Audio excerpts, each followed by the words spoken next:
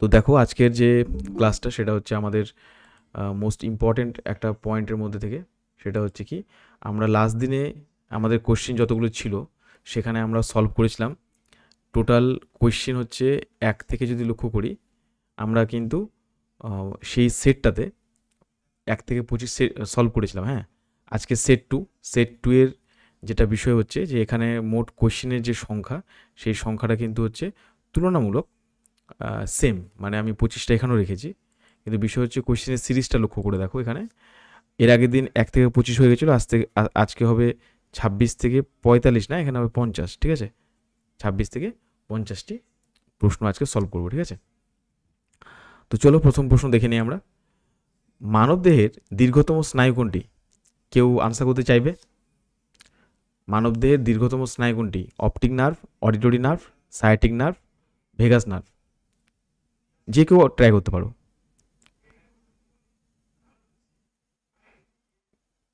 কেউ চেষ্টা করবে? অপশন সি হবে স্যার। Option C. বাকিদের? Sir optic nerve. হ্যাঁ, ভেগাস। ভেগাস। আচ্ছা চলো, ব্যাপারটা সলভ করার আগে তোমাদের সাথে কিছু আলোচনা করে নিই। ঠিক আছে, যেমন ফার্স্ট হচ্ছে অল ফ্যাক্টরি, ঠিক আছে, তারপর হচ্ছে অপটিক নার্ভ, তারপর হচ্ছে অকিলোমোটর, তারপর হচ্ছে ট্রক্লিয়ার, তারপর হচ্ছে ট্রাইজেমিনাল, তারপরে হচ্ছে অ্যাবডুসেন্স, তারপর হচ্ছে ফেসিয়াল, তারপরের নাম হচ্ছে ভেস্টিবিউলো ককলিয়ার, তারপরে নাম হচ্ছে গ্লসোফ্যারেঞ্জিয়াল, তারপরে নাম ছিল হচ্ছে ভেগাস, তারপরে হচ্ছে অ্যাসেসরি, আর হচ্ছে হাইপোগ্লসাল। তাহলে এখানে টোটাল যদি তুমি কাউন্ট করে দেখো, টোটাল নাম্বার অফ তোমার হচ্ছে সংখ্যা যেটা, ঠিক আছে, সেই সংখ্যাটা কত দেখো লক্ষ্য করে। টোটাল নাম্বার পাচ্ছি 12টা। এই 12টা নার্ভকে কি বলা হয়? এরা প্রত্যেকেই হচ্ছে কি করোটি স্নায়ু। এটা কিন্তু আমরা পড়েছি। হ্যাঁ, 1 2 3 4 5 6 7 8 9 10 11 12। এই 12টা নাম পরীক্ষার জন্য খুব ইম্পর্টেন্ট, কিন্তু তার আগে এটাকে কোশ্চেন কিভাবে আসে এটা দেখো। অল ফ্যাক্টরি সেটা আমাদের কি সাহায্য করে? সেটা হচ্ছে গন্ধতে সাহায্য করে। অপটিক তোমরা প্রত্যেকে জানো, সেটা হচ্ছে দৃষ্টি মানে দেখাতে সাহায্য করে। অকিউলোমোটর এটা হচ্ছে চোখ ঘোরাতে সাহায্য করে, চোখ ঘোরানো। ট্রক্লিয়ারটা হচ্ছে, আচ্ছা চোখ ঘোরানো বা নাড়াচড়া সেম, এই দুটোই সেম, ইকুয়াল। হ্যাঁ, আর লিখছি না আলাদা করে। ট্রাইজেমিনাল যেটা হচ্ছে কোনো কিছু চিবোতে সাহায্য করে, চিবানো বা বলতে পারো মুখের অনুভূতি। অ্যাবডুসেন্স যেটা, সেটা হচ্ছে চোখ সরানো। আচ্ছা, ফেসিয়ালটা হচ্ছে কি বুঝতে পারছো, যে মুখমণ্ডল প্লাস হচ্ছে জিহ্বার স্বাদ। ভেস্টিবুলার ককলিয়ার, ঠিক আছে, এটা হচ্ছে কি এই পার্টটা, সেটা হচ্ছে শ্রবণ। গ্লসোফ্যারেঞ্জিয়াল এটা হচ্ছে জিহ্বা, ঠিক আছে। ভেগাস স্নেও যেটা হচ্ছে হৃৎপিণ্ড ফুসফুস, হৃৎপিণ্ড আর ফুসফুস। অ্যাসেসরি যেটা, সেটা হচ্ছে ঘাড়ে থাকে। আর হাইপোগ্লসিয়াল যেটা হচ্ছে জিহ্বা। তোমাদের পরীক্ষার জন্য এর মধ্যে সব থেকে বেশি ইম্পর্টেন্ট একটা হচ্ছে ভেগাস, 10 নাম্বার করোটি স্নায়ু বেশি পরীক্ষা দেয়। অপটিকটা আসে, অলফ্যাক্টরি আসে। হ্যাঁ, আর হচ্ছে এখানে 5 নাম্বারটা। এই কটা জিনিস তোমাকে কিন্তু একদম জানতেই হবে, মানে এই কয়েকটা নার্ভ 12টার মধ্যে এটা কিন্তু তোমার একদম চাই, কোনোভাবে মিস করা যাবে না। এখন বিষয় হচ্ছে এই 12 জোড়া যে করোটি স্নায়ু দেখতে পাচ্ছ, এটা মনে রাখা অনেকের জন্য টাফ, তো এটা আমি যেভাবে মনে রাখতাম আগে সেটা হচ্ছে some say money matters but my brother says big brain. অনেকে মনে করে যে টাকাটা জীবনে সব কিছু, কিন্তু আমার ভাই মনে করে বিগ ব্রেন ম্যাটার মোর, মানে হচ্ছে মস্তিষ্ক থাকাটা বেশি দরকার। ঠিক আছে, তো এটা আমি কেন বললাম যে এটা মনে রাখতে হবে, কারণ পরীক্ষায় যে কোশ্চেনটা দেখা গেছে এখানে দেখো, তোমাকে বললাম 1, 2, 5 আর হচ্ছে 10, এটা সব থেকে বেশি মনে রাখবে যে 10 নম্বরে কি আছে, ভেগাস হৃৎপিণ্ডের সাথে সংযোগ স্থাপন করে, ট্রাইজেমিনাল সেটা হচ্ছে চিবাতে সাহায্য করে, অপটিক দৃষ্টির সাথে অলফ্যাক্টরি গন্ধ। কিন্তু পরীক্ষায় কি আসবে বলতো, যে এগুলোর মধ্যে কোনটা হচ্ছে সেন্সরি, কোনটা হচ্ছে মিক্সড নার্ভ। তো এই যে নামটা দেখো, এস দিয়ে হচ্ছে সেন্সরি, এম দিয়ে হচ্ছে মিক্সড, এম দিয়ে মিক্সড।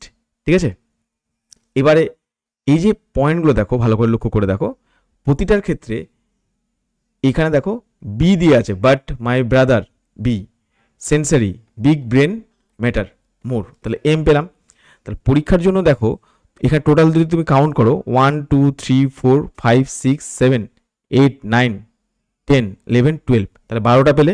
তাহলে প্রতিটার সাথে পরপর যদি বসিয়ে দাও তাহলে অলফ্যাক্টরির সাথে কি আসবে, এস আসছে, মানে সেন্সরি, সেন্সরি, তারপরে মোটর, তারপরে হচ্ছে ম্যাটার যেটা আছে, তাহলে ম্যাটারটা কত নামা বসবে, তাহলে 1, 2, 3, 4, 5, 6, 7, 8, 9, 10, 11, 12, যেগুলোতে বি দেওয়া আছে, ঠিক আছে, যেগুলোতে বি আছে তার মানে হচ্ছে বোথ সেন্সারি অর্গান। ঠিক আছে, বোথ, বোঝা গেছে, ওটা ওটা হচ্ছে সেন্সারি আবার মোটর দুটোই থাকতে পাওয়া যায়। তাহলে 5 নম্বরে কি আছে, ট্রাইজেমিনাল, যেটা হচ্ছে অ্যাকচুয়ালি কি সেন্সারি এবং মোটর নার্ভ দুটোই দুই প্রকারই আছে। ভেগাসে দেখো 10 নম্বরে কি রয়েছে, সেন্সারি প্লাস মোটর। তো পরীক্ষা কিন্তু তোমাদের কোশ্চেন যদি দেয় তাহলে এইভাবে কিন্তু আসতে পারে। এইবারে আমরা আসি ফিরে আমাদের আজকের প্রশ্ন এমসিকিউ, মানবদেহের দীর্ঘতম স্নায়ু কোনটি? এখানে দীর্ঘতম স্নায়ু হচ্ছে অপশন সি। অপশন সি কিতে কি রয়েছে, সায়াটিক নার্ভ। ঠিক আছে, তাহলে ভেগাস কোথায় আছে, ভেগাস হচ্ছে হৃৎপিণ্ডে চলে গেছে, ফুসফুসে। অপটিক কি, চোখের সাথে। অডিটরি কি, কানের সাথে। ঠিক আছে, এইটুকু জায়গা প্রত্যেকের ক্লিয়ার হয়েছে বলো, যদি বুঝতে পারো তাহলে আমি পরবর্তী বিশ্লেষণে যাব। কারো কোনো ডাউট আছে? আচ্ছা বেশ, তাহলে তুমি নেক্সট লক্ষ্য করো, এখানে আমি কতগুলো ইনফরমেশন তোমাদের জন্য আগে থেকেই নোট করে রেখেছি। যেমন ধরো সায়াটিক নার্ভ, এটি মানুষের শরীরের দীর্ঘতম ও প্রশস্ততম স্নায়ু। এটি কোমরের নিচের অংশ থেকে শুরু করে নিতম্বের মধ্যে দিয়ে পায়ের পেছনের দিক দিয়ে গোড়ালি বরাবর বিস্তৃত। দেখবে বাড়িতে মা বা ঠাকুমা, দিদা বা যারা একটু ভারী এজের, তাদের দেখবে প্রত্যেকেরই ডান পা বা বাম পায়ে কোমর থেকে পা অবধি প্রচণ্ড ব্যথা করে, যেই ব্যথাটাকে বলা হয় সাইটিকা। ঠিক আছে, এই ব্যথাটা কী জন্য হয়, সায়াটিক নার্ভের জন্য। সায়াটিক নার্ভ অনেক সময় কী হয়, আমাদের মেরুদণ্ডের অংশ থেকে তো বেরিয়েছে, সেখানে চাপা পড়ে যায়, যার কারণে ব্যথাটা শুরু হয়।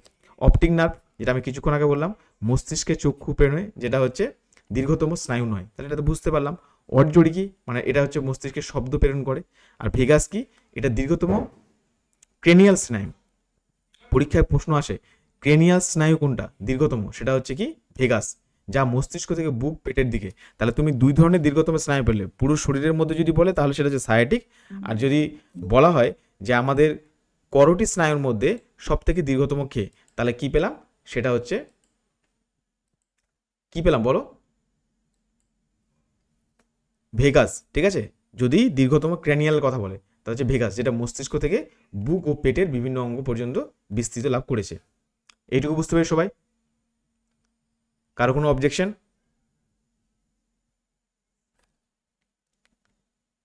কারো কোনো ডাউট আছে? না স্যার। হ্যাঁ একটু রেসপন্স করবে, হ্যাঁ রেসপন্স করলে সুবিধা হয়। আচ্ছা, স্যার ভেগাস নামটা আরেকটু বলুন। ভেগাস হচ্ছে সেই নার্ভটা যেটা হচ্ছে করোটি যে স্নায়ু পড়ালাম 12টা স্নায়ু, 12টা স্নায়ুর মধ্যে সব থেকে বড় হচ্ছে ভেগাস, 12 নম্বর স্নায়ুটা। কিন্তু যদি পরীক্ষা প্রশ্নটা আসে মানবদেহের দীর্ঘতম স্নায়ু, তখন কিন্তু হয়ে যাবে সায়াটিক নার্ভ। দুটো কোয়েশ্চেন কিন্তু ডিফারেন্স, এখানে দুটো কোয়েশ্চেন তৈরি হলো, বোঝা গেল? চলো 27 নম্বর প্রশ্ন, উদ্ভিদের আলোক নিরপেক্ষ চলন কোনটি? কেউ পারবে এটা, ট্রাই করবে? আলোক নিরপেক্ষ চলন বলেছে। ফটোট্রপিক চলন। ফটোট্রপিক চলন। শিওর ফটো টপিক হবে? হ্যাঁ স্যার। হ্যাঁ স্যার। ভালো করে দেখো কোয়েশ্চেনটা, ন্যাস্টিক মুভমেন্ট তো লেখা আছে এখানে। ইকোনমিক চলন হবে। এটা আনসার হবে অপশন সি, সেটা হচ্ছে সিসমোন্যাস্টিক। বোঝা গেল? এইটুকু পয়েন্ট মনে রাখতে হবে। নেক্সট দেখো, এই জায়গা থেকে এখান থেকে কিছু এক্সট্রা ইনফরমেশন জানবো, তার আগে এখানে বিশ্লেষণটা দেখি। উদ্ভিদের চলন প্রধানত দুই প্রকার, ট্রপিক চলন আর হচ্ছে ন্যাস্টিক চলন। ট্রপিক চলন কি? উদ্দীপকের গতিপথ দ্বারা নিয়ন্ত্রিত। আর ন্যাস্টিক চলন উদ্দীপকের তীব্রতা দ্বারা। এটা তোমরা অলরেডি পড়েছো। ন্যাস্টিক চলনে আরও কিছু উদাহরণ হলো, যেমন নিকটোন্যাস্টিক, আলোর তীব্রতার পরিবর্তনে ফুল ফোটা বন্ধ হয়ে যাওয়া। থার্মোন্যাস্টিক, সেটা হচ্ছে উষ্ণতা পরিবর্তন, যেমন টিউলিপ ফুল। ঠিক আছে, এই পয়েন্টটা মনে রাখবে। সিসমোন্যাস্টিক, এটি স্পর্শ বা কম্পনের মতো উদ্দীপনার তীব্রতার প্রতিক্রিয়া হিসেবে গঠিত হয়। এটি উদ্দীপকের দিক স্বাধীন, তাই এটিকে একটি ন্যাস্টিক চলন বলে, যেমন লজ্জাবতী পাতা। ফটোট্রপিক, জিওট্রপিক, হাইড্রোট্রপিক, এগুলো কিন্তু আমরা পড়েছি আগেই। তো ফটোট্রপিক কি? লাইটের দিকে। জিওট্রপিক কি? অভিকর্ষজ। আর হাইড্রোট্রপিক হচ্ছে কি? জলের উৎসের দিকে। পয়েন্ট বোঝা গেল? কারো কোনো ডাউট বলো এখান থেকে? এখানে দেখো তাহলে উৎসের বিপরীত দিকে যেটা হচ্ছে আমরা পেলাম কি? হাইড্রোট্রপিক চলন। ঠিক আছে, তো এবারে যে প্রশ্ন করছিলে মনে হয় সম্ভবত নন্দিনী মনে নাকি? হ্যাঁ স্যার, এখানে লেখা আছে উদ্ভিদের আলোক নিরপেক্ষ চলন। এখানে জিওট্রপিকও আছে, হাইড্রোট্রপিকও আছে, কিন্তু শুধু ন্যাস্টিকটা আমি বাদই দিলাম। তো তাহলে শুধু সিসমোন্যাস্টিক কেন হচ্ছে? আচ্ছা ফটোট্রপিক বাদে তো জিওট্রপিক, সিসমোন্যাস্টিক আর হাইড্রোট্রপিক তিনটেই হবে। হ্যাঁ, কিন্তু এখানে প্রশ্নটা ভালো করে লক্ষ্য করে দেখো, আলোক নিরপেক্ষ বলেছে। ঠিক আছে, বাকি তুমি দেখো ফটোতে লাইট পাচ্ছি, তার মানে এটার সাথে ম্যাচ করছে না। এটা হবে না। হ্যাঁ কিন্তু জিওট্রপিক হ্যাঁ, বলছি শোনো ভালো করে। জিওট্রপিকে যদি দেখি, জিওট্রপিকটা হচ্ছে কি? সেটা হচ্ছে উদ্ভিদের অভিকর্ষজ টানের কারণে হচ্ছে। হ্যাঁ। ঠিক আছে, আর হাইড্রোট্রপিকটা হচ্ছে জলের দিকে। কিন্তু সিসমোনাস্টিকটা নেওয়া হচ্ছে যখন উদ্দীপনার তীব্রতা অনুযায়ী হয়। ঠিক আছে, আশেপাশে কি আওয়াজ হচ্ছে? ডিস্টার্ব করছে। বলছি উদ্দীপনার তীব্রতা অনুযায়ী যদি হয় তবে সেটা হচ্ছে সিসমোনাস্টিক। তাহলে এখানে আলোক নিরপেক্ষ কথার অর্থটা এই জন্য ব্যবহার করা হচ্ছে কারণ তীব্রতার কথাটা হচ্ছে গুরুত্বপূর্ণ বেশি। বাকিগুলো তুমি যদি, আমি কেন নিচ্ছি না, কারণ হচ্ছে এইগুলো হচ্ছে স্পেসিফিক একটা দিকে, মানে বাহ্যিক বাইরের উদ্দীপনা, এটা দিক হিসেবে থাকে। ফটোট্রপিক মানে কি? লাইটের দিকে আসছে। জিওট্রপিক মানে কি? মূলের দিকে যাচ্ছে। হাইড্রোট্রপিক মানে কি? জলের দিকে যাচ্ছে। আর সিসমোনেস্টিক মানে হচ্ছে তীব্রতার ক্ষেত্রে বোঝাচ্ছে। ওই জন্য এই অপশনটাকে চুজ করা হচ্ছে। আচ্ছা, এখানে কিছু এক্সট্রা পয়েন্ট তোমাদেরকে পড়তে হবে। হ্যাঁ, যে যেমন আমি তোমাদের এক্সট্রা যেটা মনে রাখার মতো আমি তোকে লিখে দিয়েছি এখানে। বাকি কি কি পয়েন্ট পড়বে যেগুলো পরীক্ষার জন্য আরও একটু ইম্পর্টেন্ট, যেমন প্রত্যেকে তোমরা জানো, মানে টেক্সট বুক যখন পড়েছো তোমরা, যেমন কিছু প্রাণী, আমি তোমাদেরকে যদি জিজ্ঞাসা করি বলতে পারবে যে এমন কিছু প্রাণী বলো যারা উদ্ভিদের মতো স্থির কিন্তু নড়াচড়া করতে পারে? সরি, মানে একটা জায়গায় ফিক্স থাকে। প্রাণী কি- উদ্ভিদের মতো স্থির। ঠিক আছে, এটার সঠিক উত্তর হচ্ছে স্পঞ্জ আর হচ্ছে কোরাল। এরা কি হচ্ছে? একটা জায়গায় বসে থাকে, ফিক্সড, নড়াচড়া করতে পারে না। কিন্তু এরা কিন্তু অ্যাকচুয়ালি কি? প্রাণী রাজ্যে রয়েছে, পরিফেরা রাজ্যে। ঠিক আছে, তো প্রাণী রাজ্যে থাকার হলেও এরা উদ্ভিদের মতো স্থির। আবার যদি বলো উদ্ভিদের কথা ভাবি, যেমন একটা ভলবক্সের উদাহরণটা পরীক্ষায় আসে। এটা হচ্ছে কি? এই হচ্ছে উদ্ভিদ, কিন্তু কার মতো কাজ করে? প্রাণীর মতো কাজ করে। ঠিক আছে, উদ্ভিদ কিন্তু প্রাণীর মতো মুভ করতে পারে। কি কি কারণ নাড়াচড়া করে?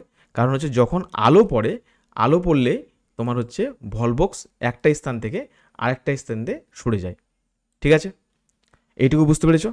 আচ্ছা, এইখানে একটা পয়েন্ট তোমরা জানতে চাইছো, যদি তোমরা জানো, ডরসেরার নাম কেউ শুনেছো? ডরসেরা,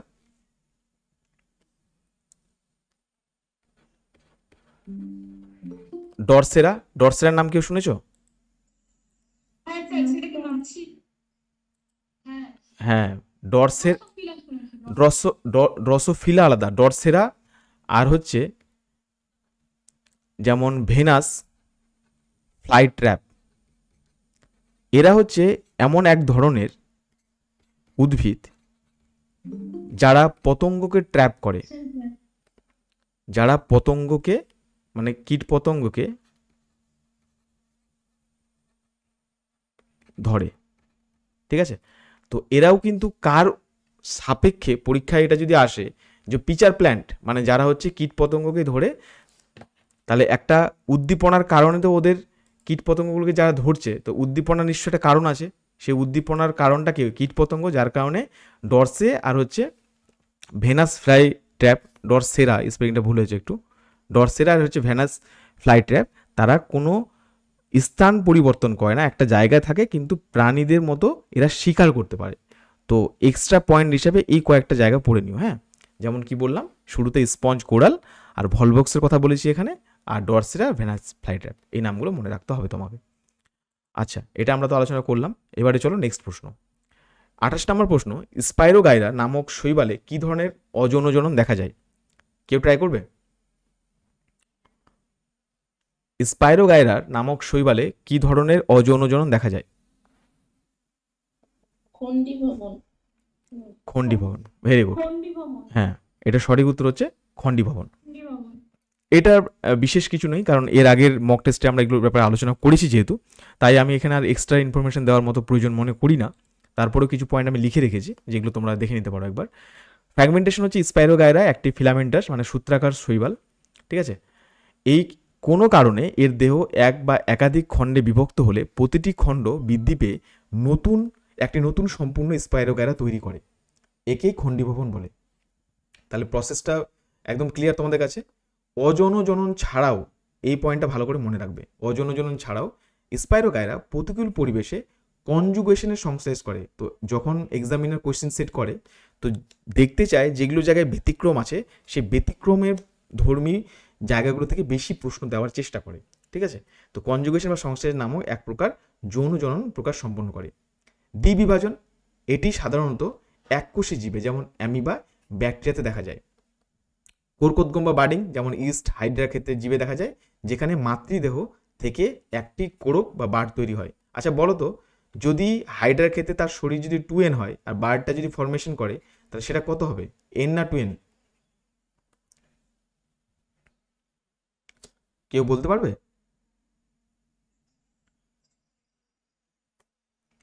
আচ্ছা, রেণু উৎপাদন, এটা পারলে না তাই তো, মানে দেহ ক্রোমোজোম যেহেতু হচ্ছে, তাই এটা অবভিয়াসলি সবসময় 2nই হবে। রেণু উৎপাদন, তাহলে মনে থাকবে 2n, এটা করে নাও। আচ্ছা নেক্সট, স্পোর ফরমেশন, এটি ছত্রাক ও ফার্নের মতো উদ্ভিদে দেখা যায়। তো পরীক্ষা আসতে পারে ফার্নের ক্ষেত্রে রেণু উৎপাদন। আচ্ছা, একটা হচ্ছে স্পোরোফাইট, একটা গ্যামেটোফাইট, কেউ বলতে পারবে? স্পোরোফাইট, স্পোরোফাইট, আর একটা পড়েছি আমরা কি, গ্যামেটোফাইট। বলো তো দেখি নন্দিনী, স্পোরোফাইটে ক্রোমোজোম 2n না n হয়?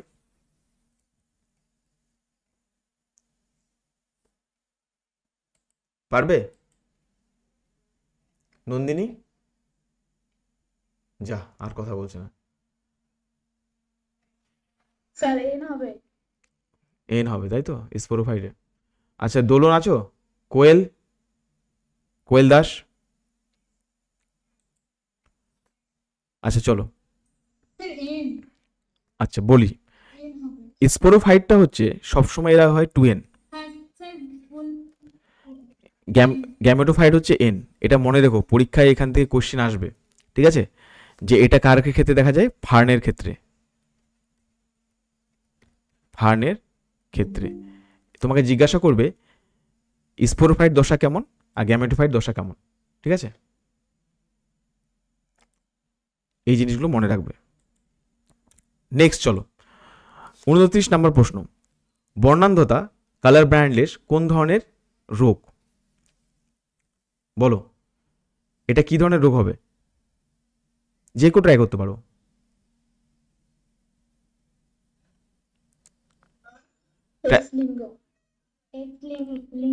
হ্যাঁ, x linked, very good, x linked. এখানে হচ্ছে এই কালার ব্লাইন্ডনেস, এখানে বলতে পারবে কালার ব্লাইন্ডনেসের কয়টা ভাগ আছে, কি কি? তিনটে ভাগ। হ্যাঁ বলো দেখি পরপর। হ্যাঁ, টোটানোপিয়া, ডাইটেনোপিয়া আর হচ্ছে নাইট্রোজেন। বেশ, ওকে ওকে ওকে। প্রোটোনোপিয়াটা হচ্ছে কি, সেটা হচ্ছে রেড কালার, লাল। ডিউটেরোনোপিয়া কি গ্রিন, আর টেট্রানোপিয়াটা হচ্ছে লাল বর্ণবিকা। ব্লু। তাহলে এখানে কি পেলাম, এই পয়েন্টটা মনে রেখো, হ্যাঁ, অনেকে পরীক্ষা ভুলে যাও, তো এইভাবে মনে রাখবে। দেখবে বাড়িতে যখন আমাদের কোনো অনুষ্ঠান হয়, কিছু হয়, তো ওই আমরা একটা লাইট ব্যবহার করি না, ঝিকিমিকি লাইটগুলো, RGB লাইট অ্যাকচুয়ালি বলা হয় ওগুলোকে। সেই RGB লাইটটা দেখো, তুমি যদি সিকোয়েন্সটা মনে রাখতে পারো, PDT ইজকাল টু RGB, তাহলে তোমার পরীক্ষায় যদি MCQ আসে কখনোই তোমার ভুল হবে না, যে ডিউটেনোপিয়া অলওয়েজ গ্রিন হবে, ঠিক আছে, প্রোটোনোপিয়া অলওয়েজ হচ্ছে রেড হবে, আর টিউটোনোপিয়াটা হচ্ছে অলওয়েজ ব্লু হবে, ঠিক আছে। ট্রাইটোনোপিয়া, ট্রাইটোনোপিয়া না কি উচ্চারণটা কি হবে এটা? ডিউটেরোনোপিয়া। না না, টি দিয়ে বলছি। ট্রাইট্রানোপিয়া। ইয়েস। তাহলে এই হচ্ছে বিষয়, হ্যাঁ। তো বর্ণনাদায় এই পার্টটা মনে রাখবে। এখানে এই রোগটা পড়তে গেলেই আমার মাথায় যেটা সবসময় আসে, আর আমি যদি কোশ্চেন বানাই তো এইভাবে বানাই, সেটা হচ্ছে হিমোফিলিয়া, আর একটা হচ্ছে থ্যালাসেমিয়া। হিমোফিলিয়া পড়তে গেলে আমাদের তিনটে পড়তে হবে হিমোফিলিয়া, একটা হচ্ছে A, একটা হচ্ছে B, আর একটা C। তোমরা প্রত্যেকে জানো হিমোফিলিয়া A কার জন্য হয়, ফ্যাক্টর 8, হিমোফিলিয়া B ফ্যাক্টর 9, আর হিমোফিলিয়া C সেটা হচ্ছে ফ্যাক্টর 11। এটা কিন্তু মনে রাখবে, ঠিক আছে। এখানে সব থেকে বিরলতম পরীক্ষা কোশ্চেন আছে, সেটা হচ্ছে হিমোফিলিয়া C। বেশ, আচ্ছা, এইবার থ্যালাসেমিয়া যদি দেখি আমরা, থ্যালাসেমিয়াটা হচ্ছে আমাদের শরীরে কি দুই ধরনের ক্রোমোজোম, ক্রোমোজোম নাম্বার হচ্ছে 11 আর ক্রোমোজোম নাম্বার হচ্ছে 16। এই দুটো ক্রোমোজোমের কারণে হয়।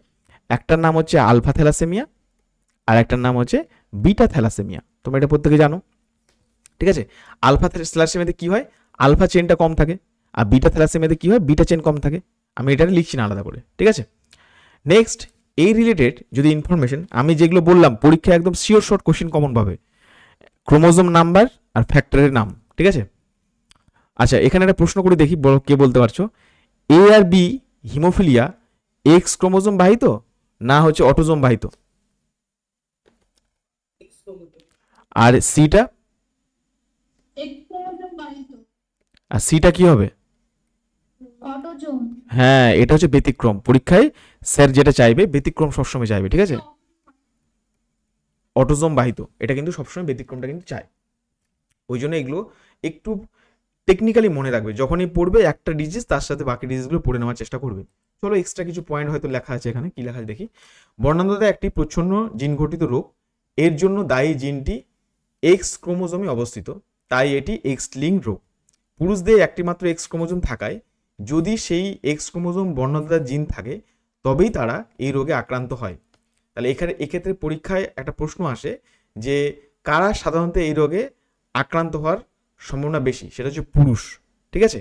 স্ত্রীরা হয় কেন, কারণ হচ্ছে স্ত্রী দেহে কয়টা এক্স ক্রোমোজোম আছে, দুটো আছে, যেহেতু হোমোলোগাস, যার কারণে এটা সম্ভব হয় না, হোমোজাইগাস, যার কারণে হয় না। নেক্সট হচ্ছে দেখো হিমোফিলিয়া, যেটা রক্ততঞ্জনের সমস্যা হলো আরও একটি পরিচিত এক্স লিঙ্ক রোগ। যাই হোক, আমি এগুলো অলরেডি তোমাদের এর থেকেও বেশি ইনফরমেশন দিয়েছি। 30 নম্বর প্রশ্ন, ল্যামার্কের মতবাদের প্রধান প্রতিপাদ্য বিষয় কোনটি? বলো দেখি কি হবে। অর্জিত বংশানুসরণ। একদম সঠিক আনসার হচ্ছে অর্জিত, অপশন সি, অর্জিত গুণের বংশানুসরণ, ঠিক আছে।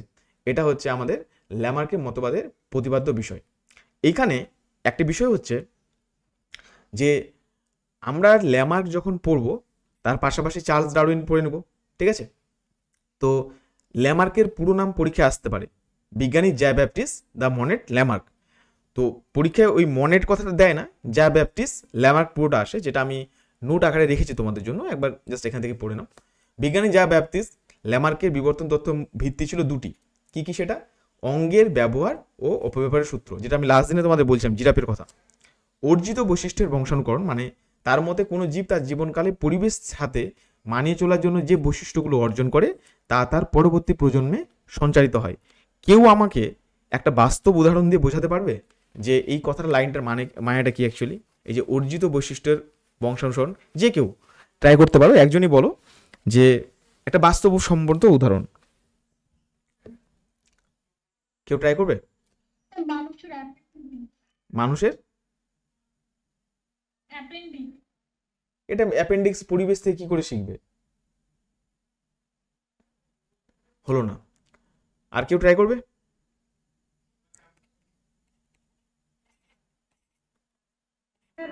স্যার ওই বড় মানুষ থেকে মানুষের রূপান্তর হয় স্যার জিরাফের ল্যাঙ্গা প্রমাণ করতে আগে। আমি বলেছি যে এখনকার কোনো উদাহরণ। আচ্ছা শোনো তোমরা, আমি বলছি। ধরো এটা হচ্ছে বাবা, ফাদার, আর এটা মাদার, মা। ধরো বাবা মা দুইজনে জিম করে, ঠিক আছে? দিয়ে জিম করার পরে তাদের শরীরে যে মাসেলটা তৈরি হলো, মানে বডি বিল্ডার হয়ে গেল তারা। ল্যামার্কের মতে বাবা মায়ের যে বৈশিষ্ট্য অর্জন করলো পরিবেশের কারণে, শরীর চর্চা করে বডি বিল্ডার হলো, তা ল্যামার্কের কথা অনুযায়ী বাচ্চাটা কি হওয়া উচিত? Body builder. কথার লজিকটা বুঝতে পারলে? কিন্তু বাস্তবে কি সেটা হয়? একদমই সম্ভব না। যার কারণে ল্যামার্কের এই ধারণাটাকে ভুল প্রমাণিত করা হয়, ঠিক আছে?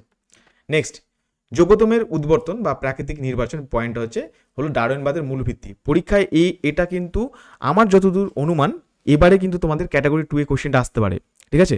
হয় চার্লস ডারউইন নাহলে ল্যামার্কের থেকে কোশ্চেনটা দিবে যে মূল ভিত্তি কি কি। তো তোমার ধরো 3টে অপশন 3 জায়গায় দিয়ে দিল। ধরো যোগ্যতমের উদ্বর্তন, প্রাকৃতিক নির্বাচন, আর এখানে অর্জিত বৈশিষ্ট্য বংশানুকরণ। তুমি ডারউইনের মতবাদগুলি চিহ্নিত করো, তখন তোমাকে অপশন এ বি হিসেবে চিহ্নিত করতে হবে। অতএব এগুলো মনে রাখবে ভালো করে। Survival of the fittest, natural selection, সেটা একমাত্র কে বলেছিল? ডারউইন। ল্যামার্ক তার তথ্য ব্যাখ্যা করার জন্য জিরাফের লম্বা গলার উদাহরণ দিয়েছিল। তার মতে উঁচু ডালের পাতা খাওয়ার জন্য ক্রমাগত গলা লম্বা করার চেষ্টার ফলে জিরাফের লম্বা গলা হয়েছে, এটা ল্যামার্ক বলেছিল, এবং সেই বৈশিষ্ট্য নাকি বংশক্রমে সঞ্চারিত হয়েছে। যদিও এই তথ্য বর্তমানে বাতিল করা হয়েছে। তার বাস্তব উদাহরণটা আমি তোমাদের এখানে দেখালাম।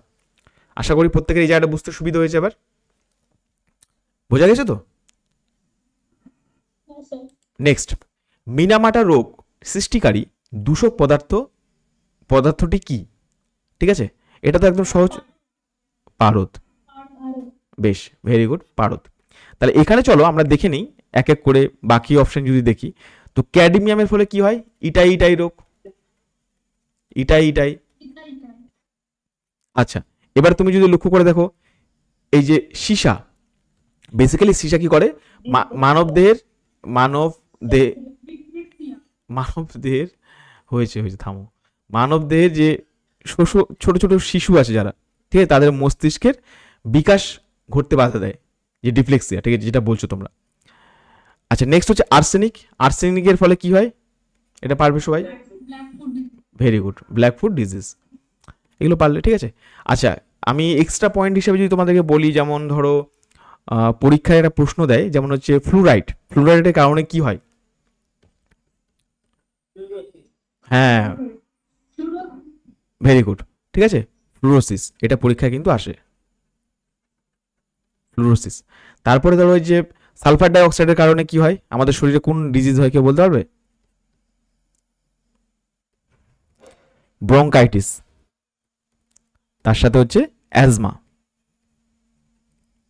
ঠিক আছে। কার্বন মনোঅক্সাইডের কারণে কি হয় কেউ বলতে পারবে? আমাদের শরীরে কি পরিবর্তন ঘটে কার্বন মনোঅক্সাইডের জন্য? পারবে না, তাই তো। সেটা হচ্ছে কার্বক্সি হিমোগ্লোবিন তৈরি হয়। বোঝা গেল? আচ্ছা, শব্দ দূষণের মাত্রা, তীব্রতা, এগুলো জানা আছে তোমাদের? মানে আমি জানতে চাইছি জাস্ট, আমি এখন বলছি না, পরে এগুলো আলোচনা করবো আবার। শব্দ দূষণের মাত্রা জানা আছে সবার? কত কত ডেসিবেল? 65, ঠিক আছে, ভেরি গুড। তো দেখো এখানে কি বলেছে, মিনামাটা রোগটি পারদ দূষণের ফলে সৃষ্ট একটি মারাত্মক স্নায়ুতন্ত্রের রোগ। পারদ, বিশেষ করে মিথাইল মার্কারি, এই পয়েন্টটা মনে রাখবে, মিথাইল মার্কারি, বা নোটবুকে যেখানে তোমরা পড়ো টেক্সট বুক, সেখানে লিখে নিও। খাদ্য শৃঙ্খলে প্রবেশ করলে মাছের মতো সামুদ্রিক জীবের দেহ জমা হয়। এই দূষিত মাছ খেলে মানুষের দেহে পারদের বিষক্রিয়া ঘটে। এই রোগটি 1956 সালে কোথায়? জাপানের কুমামোতো প্রদেশে। আচ্ছা, এই পয়েন্টটা যে আছে না, এটা কোন বই থেকে তোলা হয়েছে কেউ বলতে পারবে? দেখি কেউ কেমন টেক্সট বুক পড়েছো, কোন ক্লাসের বই থেকে তোলা হয়েছে এটা? কারো কোনো আইডিয়া আছে? বেশ, এটা হচ্ছে ক্লাস 6-এর বই আছে, হ্যাঁ, তোমাদের পাঠ্যক্রমে ক্লাস 6-এর বই আছে। কারণ হচ্ছে এএনএম জেএনএম পরীক্ষায় আমি বিগত বছর কোশ্চেনগুলো অ্যানালাইসিস করছিলাম, তো দেখেছি ক্লাস 8 থেকে কোশ্চেন তুলে দিয়েছে, একদম টেক্সট বুকের কোশ্চেন, আর ক্লাস 7-এর কোশ্চেন তুলে দিয়েছে। তো আমরা হয়তো 9-10 লেভেলে পড়ছি, অবশ্যই কিছু কোশ্চেন আমরা ক্লাস 11 লেভেলেও পড়ি, তারপরেও ছোট ক্লাসের বইগুলো কিন্তু ইগনোর মানে করার মতো নয়। তো যাই হোক, তোমাদেরকে আর কষ্ট করে এগুলো পড়তে হবে না, যা প্রয়োজন আমি সব রেখেছি এখানে। তো এটা বিষয় হচ্ছে মানে তোমাদের একটা জিনিস ভাবো আর কি, তোমাকে সিলেবাসের মধ্যে থেকে দেয়, কিন্তু আমরা হয়তো অনেক সময় হারিয়ে ফেলি যে কোনখান থেকে পড়বো অ্যাকচুয়ালি। যাই হোক, তো কুমামোতো প্রদেশের মিনামাটা শহরে আবিষ্কৃত হয় একটি রাসায়নিক কারখানা থেকে পারদযুক্ত বর্জ্য সমুদ্রে ফেলার কারণে এই বিপর্যয় ঘটেছিল। ঠিক আছে, নেক্সট হচ্ছে ক্যাডমিয়াম, যেমন হচ্ছে আমরা কিছুক্ষণ আগে দেখলাম ইটাই সীসার কারণে শিশু মস্তিষ্কের, আর আর্সেনিকের কারণে হচ্ছে ত্বকের রোগ, ক্যান্সার। বাকি তোমরা ডিজিজগুলোর নাম জানো, আর এখানে আমি লিখিনি। নেক্সট হচ্ছে আমাদের কত নম্বর প্রশ্ন তাহলে এবার? 32 নম্বর প্রশ্ন। একটি আদর্শ ফুলের সবচেয়ে বাইরের স্তবক কোনটি? একটি আদর্শ ফুলের, ভেরি গুড, এটা হচ্ছে বৃতি। তাহলে আমাদের ফুলের মোট স্তবক সংখ্যা কয়টি? মোট স্তবক সংখ্যা হচ্ছে 4টি, বৃতি, দলমণ্ডল, পুংকেশর, গর্ভকেশর। ঠিক আছে, 5টি কেউ বললে নাকি? তো এখানে হচ্ছে 4টি অংশ। হ্যাঁ, এবারে একটা বিষয় হচ্ছে অনেক সময় কি হয়, পরীক্ষাটা কোশ্চেন দেয়, সেই কোশ্চেনটা হচ্ছে যে বৃতি সবুজ কালারে তোমরা প্রত্যেকে জানো, ঠিক আছে, আর অনেক সময় কি হয় এই বৃতিটা দলমণ্ডলটা বৃতির সঙ্গে লেগে থাকে, যার কারণে বৃতি আর দলমণ্ডলকে আলাদা করা যায় না। কথা বোঝা গেল? বৃতি অনেক সময় দলমণ্ডলের সাথে এমনভাবে লেগে থাকে যে এদের আলাদা করা যায় না। ঠিক আছে, যার কারণে এটার নাম হচ্ছে পেরিয়ান্থ। পরীক্ষায় এই কোশ্চেনটা ইম্পর্টেন্ট আমার মনে হয়েছে, ঠিক আছে, যার কারণে এটা পড়বে। বাংলায় এটাকে বলা হয় পুষ্পপুট, এটা পড়ো, হ্যাঁ। আচ্ছা, একটা প্রশ্ন করি, দেখি পারছো কিনা তোমরা, মনে আছে কিনা তোমাদের। এটা হচ্ছে স্ত্রী ফুল। স্ত্রী ফুলের ডিম্বাশয়ের মধ্যে ডিম্বক রয়েছে, যার মধ্যে তোমার রয়েছে ডিম্বক, মানে এই যে ডিম্বকের মধ্যে রয়েছে ডিম্বাণু। এখন প্রশ্ন হচ্ছে, একটা হচ্ছে শস্য, একটা হচ্ছে বীজ, একটা হচ্ছে জাইগোট। আচ্ছা বলো দেখি, শস্যর নাম্বার অফ নিউক্লিয়াস কত হবে যদি সেটা সপুষ্পক উদ্ভিদ হয়? 10 এটা হচ্ছে 3n। বেশ, বীজের ক্ষেত্রে 2n, জাইগোট 2n। বাহ, খুব সুন্দর, তোমরা এগুলো পারছো। ঠিক আছে, যখন পেরে গেলে এটা, তার একটা দেখো, জিমনোস্পার্মের ক্ষেত্রে শস্য কত হবে?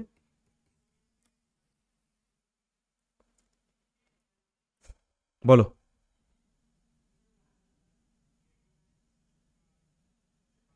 পারবে কেউ?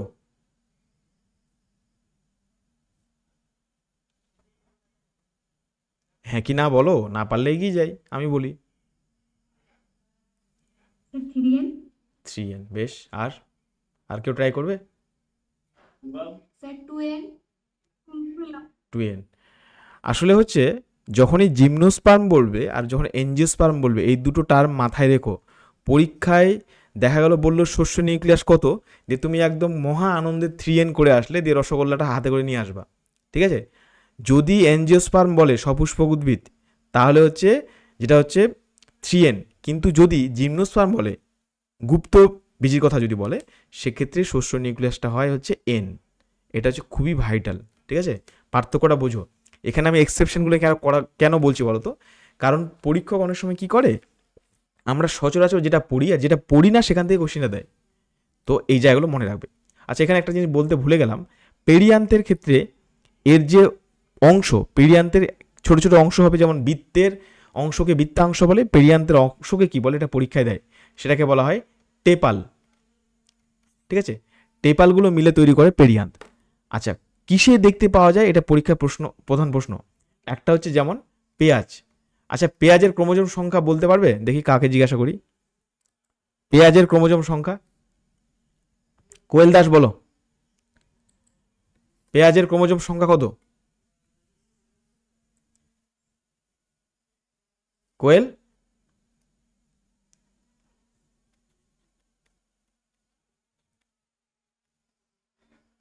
একটা হচ্ছে রজনীগন্ধা। পেঁয়াজের নাম্বার অফ ক্রোমোসোম হচ্ছে 16, এটা মার্ক করে রেখো। যদি আমি আজকে বলে দেবো কি কি তোমাদের এটা পড়তে হবে, ঠিক আছে? তো পেঁয়াজটা খুব ইম্পর্টেন্ট। যাই হোক, তাহলে এটা মনে রেখো, হ্যাঁ, পুষ্পপুট দেখা যায় কার? পেঁয়াজের, আর হচ্ছে রজনীগন্ধা। এখানে এক্সট্রা ইনফরমেশন কি আছে দেখি, এখানে সেরকম কিছু নেই মনে হয়। বৃত্তির ব্যাপারটা বলা হয়েছে, বৃত্তাংশকে কি বলে? বৃত্তাংশ, পাপড়ি, পেটাল, সেপাল।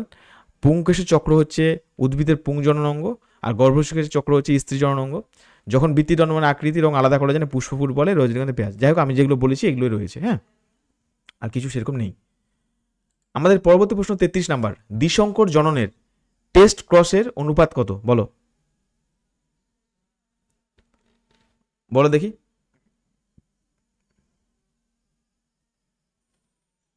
Option D.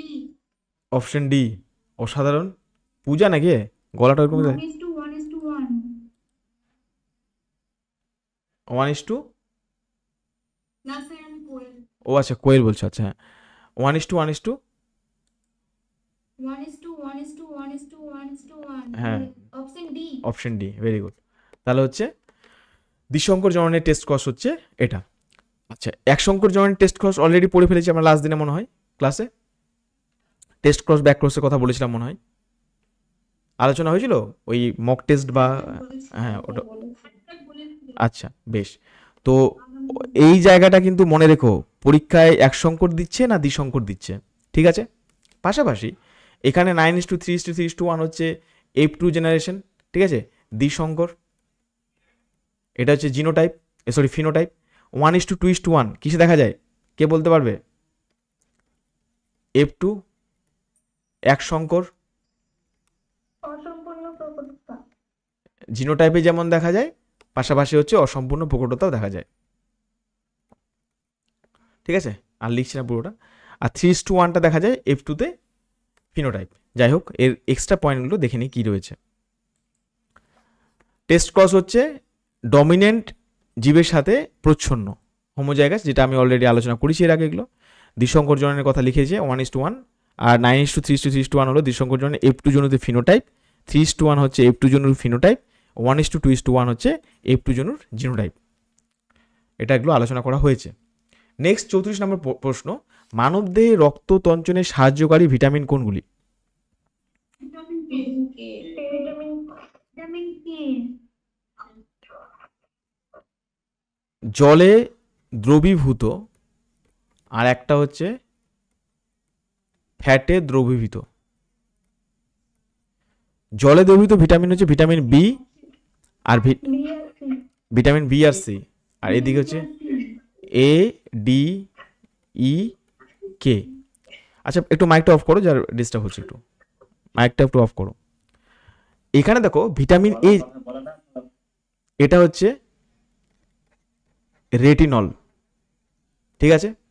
ডি হচ্ছে ক্যালসিফেরল। ভিটামিন ই সেটা হচ্ছে কি টোকোফেরল। ভিটামিন কে সেটা হচ্ছে ফাইলো কুইনন, ঠিক আছে? এটা মনে রাখবে, ফ্যাটে দ্রবীভূত ভিটামিন। এবারে আমরা যদি দেখি ভিটামিন বি, বি এর মধ্যে কি কি ভাগ আছে, আমি ডাইরেক্ট আলাদা করে লিখছি না। বি ওয়ান এর নাম কি বলি? থায়ামিন। যদি বলি আমরা বি টু কি পাবো? রাইবোফ্লাভিন। ভিটামিন বি3 যার নাম হচ্ছে নিয়াসিন। ভিটামিন বি5 যার নাম হচ্ছে প্যান্টোথেনিক অ্যাসিড। বইতে উল্টো দেওয়া আছে, B5 নিয়াসিন আর B3 প্যান্টোথেনিক অ্যাসিড। এরকম দেওয়া আছে? হ্যাঁ। ও কেটে দাও। বি6 পাইরিডক্সিন।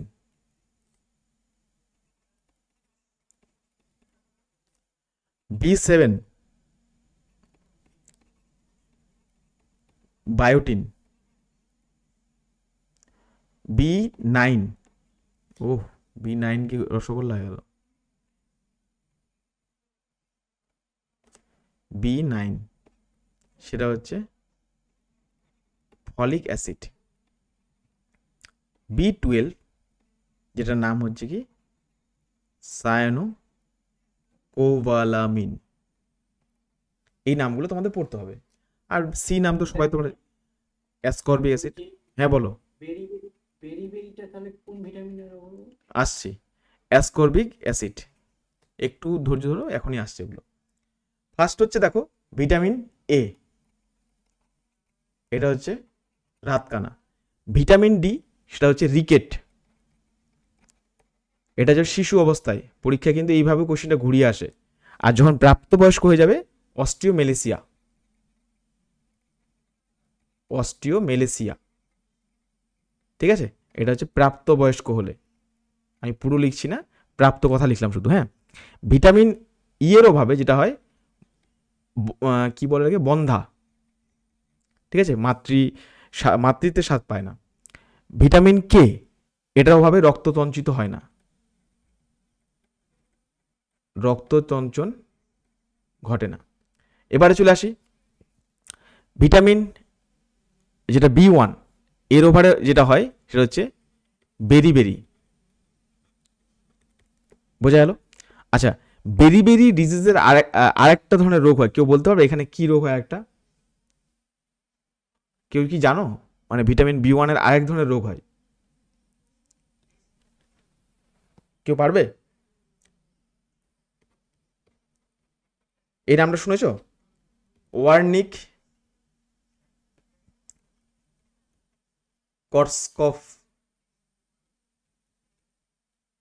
করসকফ সিনড্রোম, ঠিক আছে। আমি পুরো লিখলাম এখানে সিনড্রোম। কি লিখলাম? এইটা এই মানেটা লিখে দেবো, হ্যাঁ, একটু কাছাকাছি হয়ে গেছে। সেটা হচ্ছে কি এখানে ওয়ার্নিক করসকফ সিনড্রোম আর হচ্ছে বেরিবেরি। B2 এর কারণে যেটা হয়, কেউ বলতে পারবে কি হয় B2 এর কারণে? স্টোমাটাইটিস। মুখে ঘা, আচ্ছা, স্টোমাটাইটিস, ঠিক আছে। নিয়াসিন অভাবে গিয়ে প্লেগরা। তারপরে B5 প্যান্থাথিওনিক অ্যাসিড, ঠিক আছে, এটার কারণে হচ্ছে বার্নিং ফিট দেখা দেয়, মানে পা জ্বালাভাব হয়। আচ্ছা, পা জ্বালাভাব হয় আর কোন রোগে কেউ বলতে পারবে?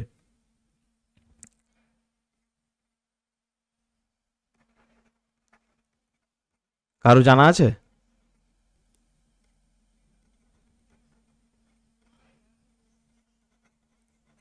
সেটা হচ্ছে যদি আমাদের ব্লাড সুগার বেড়ে যায় শরীরের মধ্যে। দেখো বায়োটিন ত্বক ও চুলের সমস্যা। ফলিক অ্যাসিড হলে কি হয়? এটা হচ্ছে মেগালোব্লাস্ট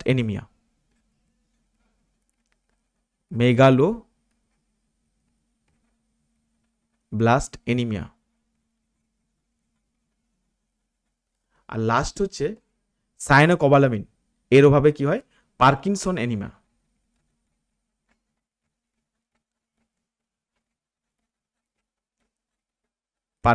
এনিমিয়া, ঠিক আছে। আর অ্যাসকর্বিক যেটা ভিটামিন সি, এটার জন্য কি হয়? মুখে স্কারবি। এটা কি জানতে? এটা আশা করি সবাই জানতে, ঠিক আছে। তাহলে এখানে প্রশ্ন এসছে আমাদের এবারে, মানবদেহে রক্ততঞ্চনে সাহায্যকারী ভিটামিন কোনটি? তাহলে ভিটামিন হচ্ছে কে, এটা হচ্ছে সঠিক উত্তর। বলে দেখি কারো কোনো ডাউট আছে? জাসমিন খাতুন, কোয়েল সাহা, মধুমিতা, মৌ, নন্দিনী, নেহা, শামিমা, তারপরে হচ্ছে, হ্যাঁ বলো। ভিটামিন ডি এর প্রাপ্তবয়স্কদের ক্ষেত্রে কি হয়? ভিটামিন ডি এর অভাবে প্রাপ্তবয়স্কদের ক্ষেত্রে কোন রোগ ওটা? অস্টিওমেলেসিয়া। লেখাটা বোঝা যাচ্ছে না মনে হয়, না? লেখাটা ভালো করে লিখে দিই। স্যার ভিটামিন B1 এর ওই আরেকটা নামটা একবার বলুন না। অস্টিওমেলেসিয়া, হ্যাঁ। ভিটামিন B1 এর থায়ামিন ওয়ার্নিক করসেপ সিনড্রোম। আচ্ছা, তাহলে আমাদের হ্যাঁ বলো। ভিটামিন B12 এ মেগাপ্লাস্টিক রক্তাল্পতা হবে না। মেগাবেসের রক্তাল্পতা যেটা হয় B12 হয় না, ওটা পার্কিনসন অ্যানিমিয়া দেখা যায়। আর মেগালোব্লাস্টিক অ্যানিমিয়া B9 এ হয়। নেক্সট কি কি রয়েছে এক্সট্রা দেখি এখানে। ভিটামিন কে, হ্যাঁ এবার দেখো এই পয়েন্টগুলো একটু দেখে নাও। ভিটামিন কে, এই ভিটামিন যকৃতে প্রথ্রম্বিন ও অন্যান্য রক্তচালক ফ্যাক্টর যেমন ক্লটিং ফ্যাক্টর সংশ্লেষ করতে সাহায্য করে। এই উপাদানগুলো ছাড়া রক্ত জমাট বাঁধতে পারে না, ফলে কেটে গেলে রক্তপাত বন্ধ হয় না। ভিটামিন কে একটি ফ্যাট সলিবল ভিটামিন যেটাকে বলা হয়। কোথায় পাওয়া যায় এটা একটু পড়ে নেবে। ভিটামিন এ যেটা আমি কিছুক্ষণ আগে বললাম রডকোষ। ভিটামিন ডি ক্যালসিয়াম ফসফরাস শোষণে সাহায্য করে। আর এদিকে থাকলো ভিটামিন সি, যেমন হচ্ছে রোগ প্রতিরোধ ক্ষমতা বাড়ায়, ত্বক মাড়ি সুস্থ রাখতে কোলাজেন সাহায্য করে। আচ্ছা এই কোলাজেনটা কি কেউ বলতে পারবে? দেখি কার কি জানা আছে। Collagen protein. হ্যাঁ মানে কি কাজে, কি কাজে?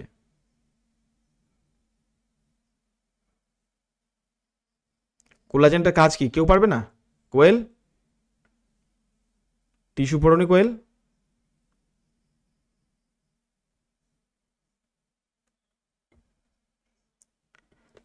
কোয়েল পারবে?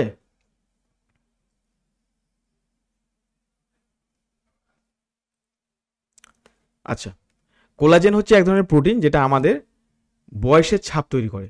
ঠিক আছে, বয়সের ছাপ মানে মানে কনসেপ্টটা বুঝিয়ে দিচ্ছি। আমাদের ত্বকের ইলাস্ট্রিসিটি তৈরি করে। আমাদের দেখবে অনেকের স্কিন থাকে না, যেমন টান টান একদম টকটকে ভাব থাকে, তার শরীরে প্রচুর পরিমাণে কোলাজেন থাকে। আর কারো কারো দেখবে চোখের দিকগুলো কুচকে এসেছে, তারপরে আস্তে আস্তে গালের দিকগুলো কুচকে গেছে, হাতে চামড়াটা ঠিক মোলায়েম না, মসৃণ না, তার মানে তার শরীরে কিসের অভাব? প্রোটিনের অভাব। আর প্রোটিনের মেন গুরুত্বপূর্ণ রোল প্লে করে কোলাজেন। বোঝা গেল? আচ্ছা এখানে একটা কথা বলি, এই যে আমি ইনফরমেশনগুলো লিখেছি, তোমরা যে যার যেখান থেকে পড়েছো, অনেক স্যারের কাছে পড়েছো, অনেক ম্যামের কাছে পড়েছো, হয়তো কোথাও পড়েছো, যে যেখানে পড়ে থাকো, যেটা দিলাম এটা হচ্ছে ফাইনাল। যদি কোথাও ভুল লেখা থাকে আমার সাথে ম্যাচ যদি না করে, তো ওটা কেটে দিয়ে এটা লিখে দিও। বোঝা গেল? কিন্তু পরীক্ষায় তোমাকে ঠিক করে আসতে হবে। পয়েন্টটা বুঝতে পেরেছো আমার? এটা হচ্ছে ফুল অ্যান্ড ফাইনাল, এটাকে চেঞ্জ হবে না। কিন্তু হতে পারে কেউ হয়তো, যেমন একজন বললো কে যেন B9 B12 এরকম কনফিউশন, B1 B3 B5 এর, তো এই জায়গাগুলো একটু ভালো করে নোট করে নাও বা ওই পয়েন্টটা কেটে দিয়ে ঠিক করে নাও। আচ্ছা 35 নম্বর প্রশ্ন, পশ্চিমবঙ্গের কোন জাতীয় উদ্যানটি একশৃঙ্গ গন্ডার সংরক্ষণের জন্য বিখ্যাত? বলো দেখি, কে পারবে? কেউ পারবে না? শুভজিৎ বলো। জলদাপাড়া। শুভজিৎ জলদাপাড়া জাতীয় উদ্যান। জলদাপাড়া জাতীয় উদ্যান, ভেরি গুড। এটা হচ্ছে জলদাপাড়া জাতীয় উদ্যান, সঠিক আনসার হচ্ছে। ঠিক আছে, তাহলে এখান থেকে আমাদের লাস্ট দিন তোমাদেরকে পড়িয়ে দিচ্ছি কতগুলো ন্যাশনাল পার্ক আছে। শুভজিৎ বলো আমাদের কতগুলো ন্যাশনাল পার্ক আছে? পশ্চিমবঙ্গের একশৃঙ্গ গন্ডার সংরক্ষণের জন্য সবচেয়ে গুরুত্বপূর্ণ বিখ্যাত। আসামের কাজিরঙ্গার পরে ভারতে এখানে সবচেয়ে বেশি গন্ডার পাওয়া যায়। জলদাপাড়া জাতীয় উদ্যান আলিপুরদুয়ার জেলার তোরসা নদীর তীরে অবস্থিত। পরীক্ষার জন্য আমি এই কোশ্চেনটা দেখেছি অনেক জায়গায়, কোন নদীর তীরে অবস্থিত? তো তোরসা, এটা মনে রাখো। তিস্তা করে এসো না পরীক্ষায়, অনেকে তিস্তা করেই আসে, ভুল হয়। গরুমারা জাতীয় উদ্যান, জলদাপাড়ার পাশাপাশি গরুমারা জাতীয় উদ্যানেও উল্লেখযোগ্য সংখ্যক একশৃঙ্গ গন্ডার সংরক্ষণ করা হয়, তবে সংখ্যার দিক থেকে জলদাপাড়া এগিয়ে। সুন্দরবনে যেমন রয়্যাল বেঙ্গল টাইগার, আর বক্সা জাতীয় উদ্যান এটি বাঘ, হাতি, ক্লাউডেড লেপার্ড মতো প্রাণী পরিচিত পেয়েছে। ঠিক আছে, তো সবথেকে বেশি ইম্পর্টেন্ট হচ্ছে 6টা ন্যাশনাল পার্কের নাম মনে রাখবে, আর কোনটা হচ্ছে টাইগার রিজার্ভ, আর কোনটা হচ্ছে তোমার ইউনেস্কো ওয়ার্ল্ড হেরিটেজ সাইট, যেটা আমি লাস্ট দিনের ক্লাসে তোমাদেরকে একদম বিস্তারিতভাবে লিখে দিয়েছিলাম।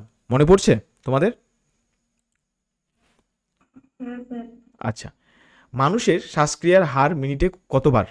মানুষের শ্বাসক্রিয়া হার মিনিটে কতবার?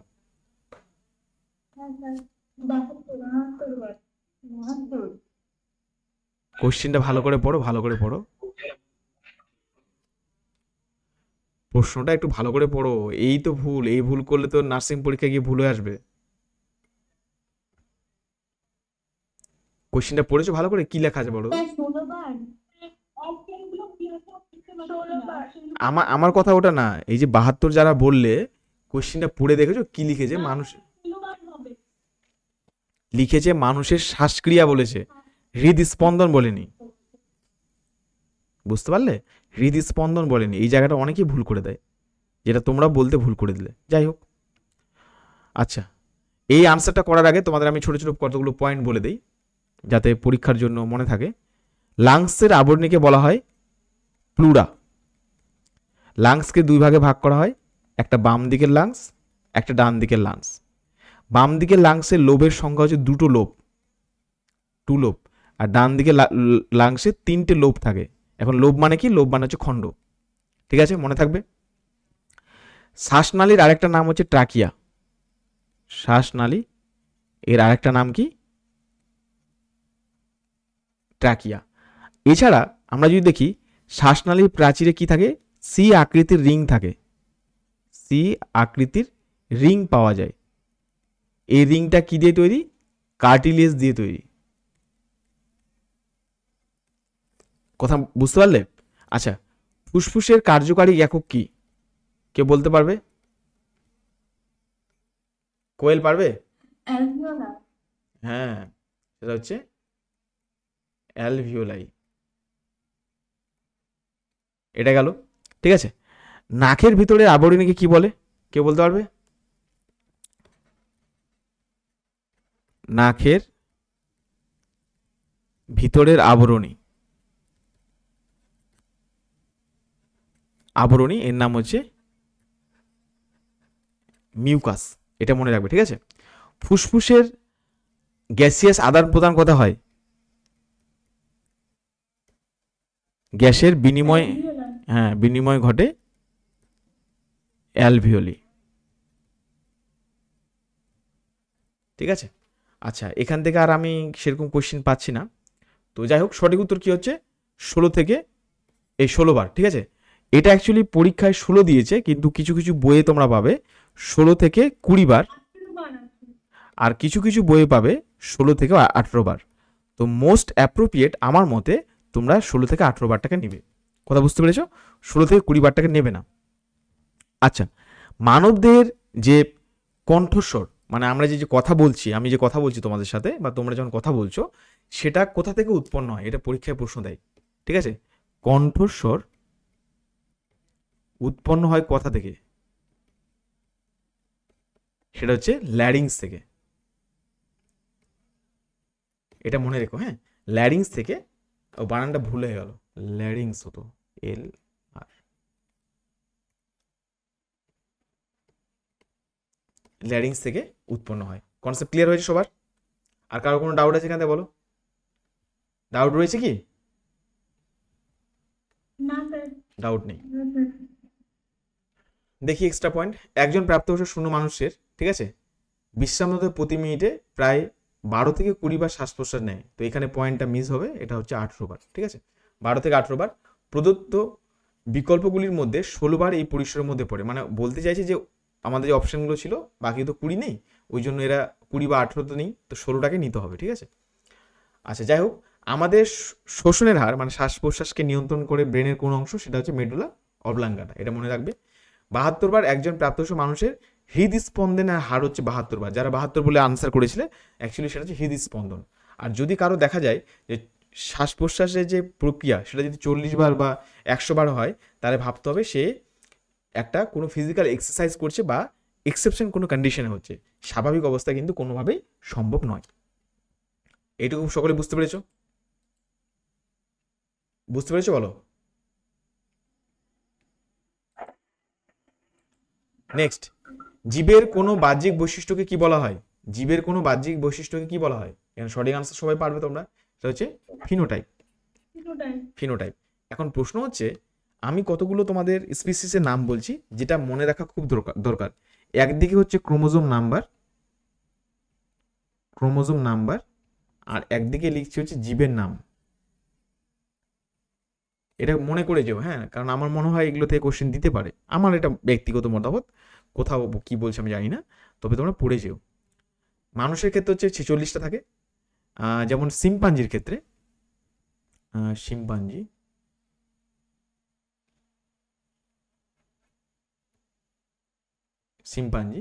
এর ক্ষেত্রে পাওয়া যায় সেটা হচ্ছে 48টা।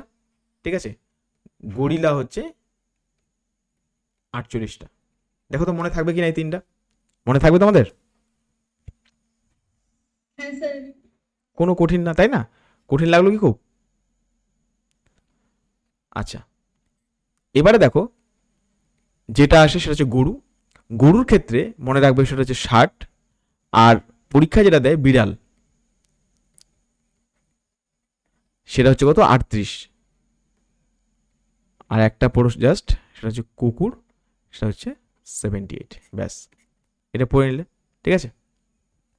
আর যেটা পড়বে সেটা হচ্ছে আমাদের সব থেকে যে কি বলবো, বিভিন্ন পরীক্ষা নিরীক্ষা করা হয়েছিল সেই সমস্ত কীট পতঙ্গের ক্ষেত্রে যার নাম সব থেকে আগে আসে সেটা হচ্ছে ড্রসোফিলা মাছি।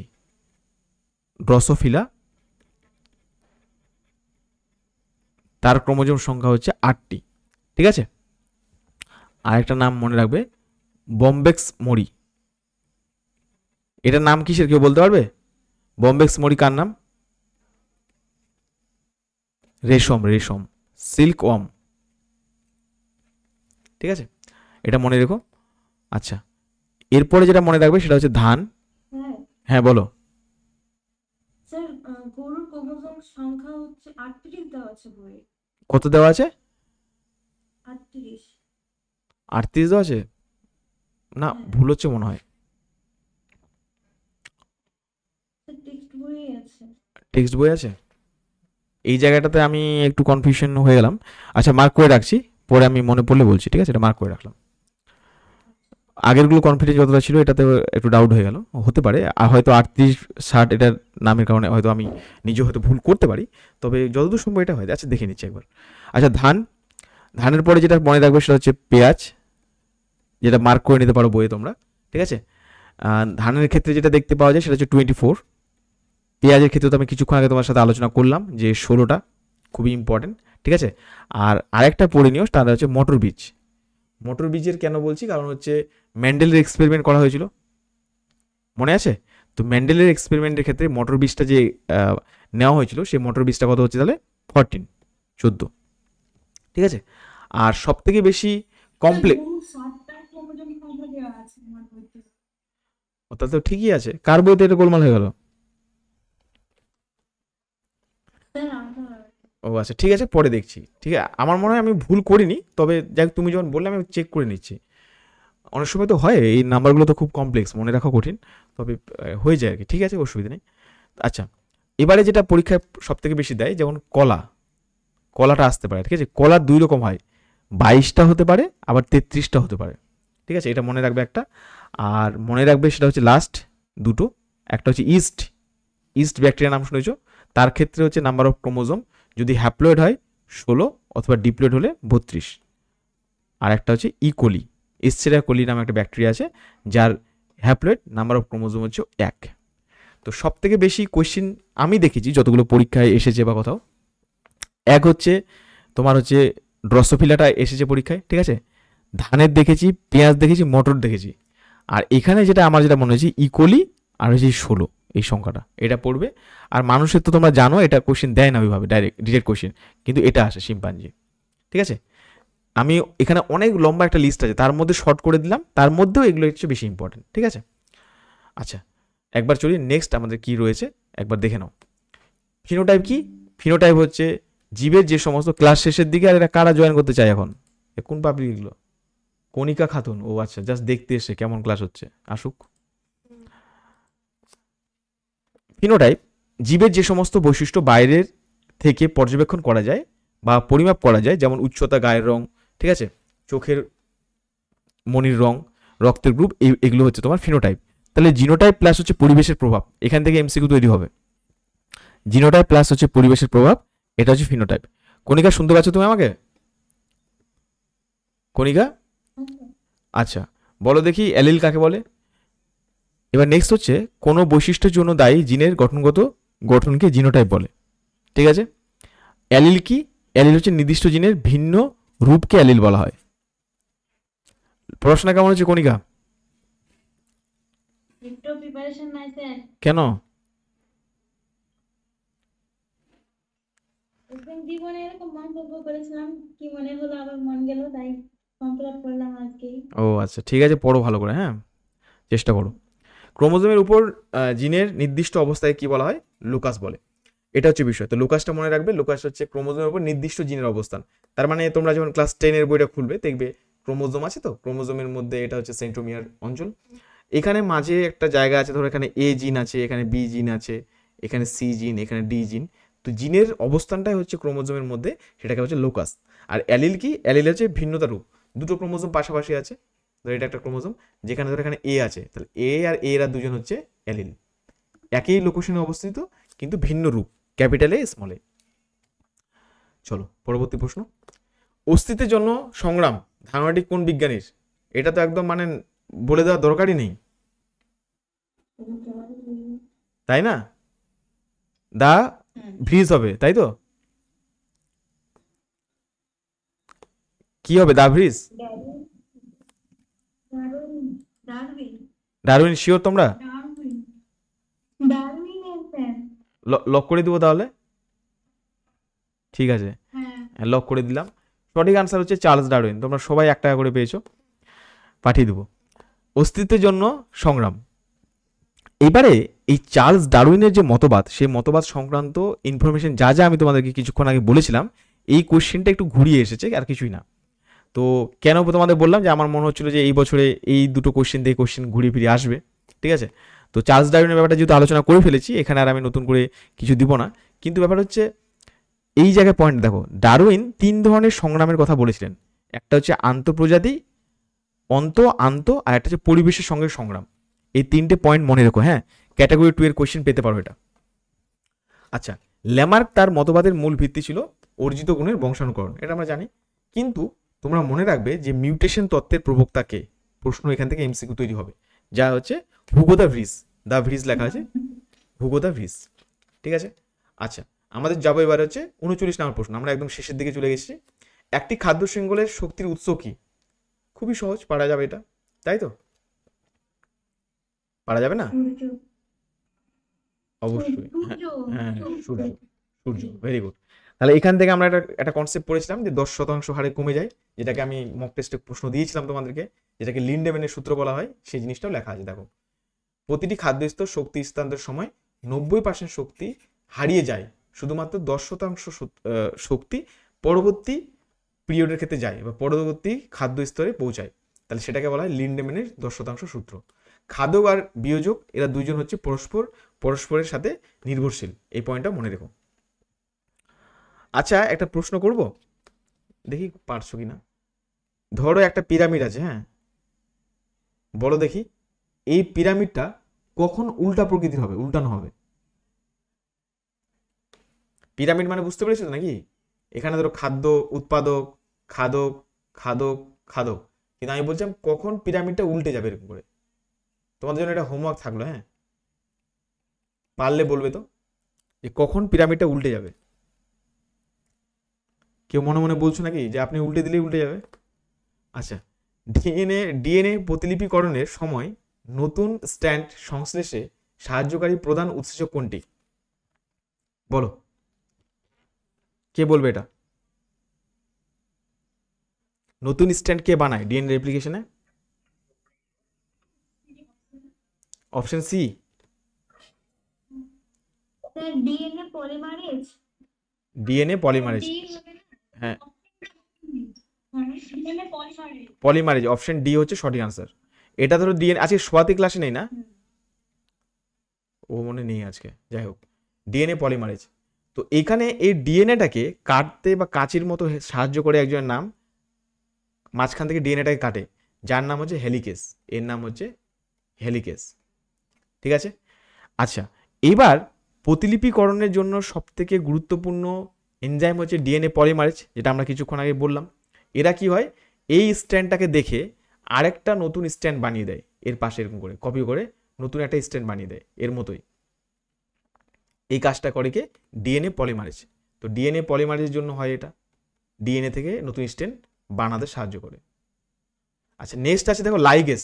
যখন এরকম একটা স্ট্র্যান্ড তৈরি হয়ে যায়, আবার নতুন একটা স্ট্র্যান্ড আছে, সেই দুটো স্ট্র্যান্ড যদি তৈরি হয়, এই দুটো স্ট্র্যান্ডকে জোড়া লাগানোর কাজ করে কে? আঠা দেয়, আঠা দিয়ে আটকানোর চেষ্টা করে, মানে জাস্ট এটা মেমোরাইজ করার জন্য, যার নাম হচ্ছে লাইগেজ। লাইগেজ, ঠিক আছে।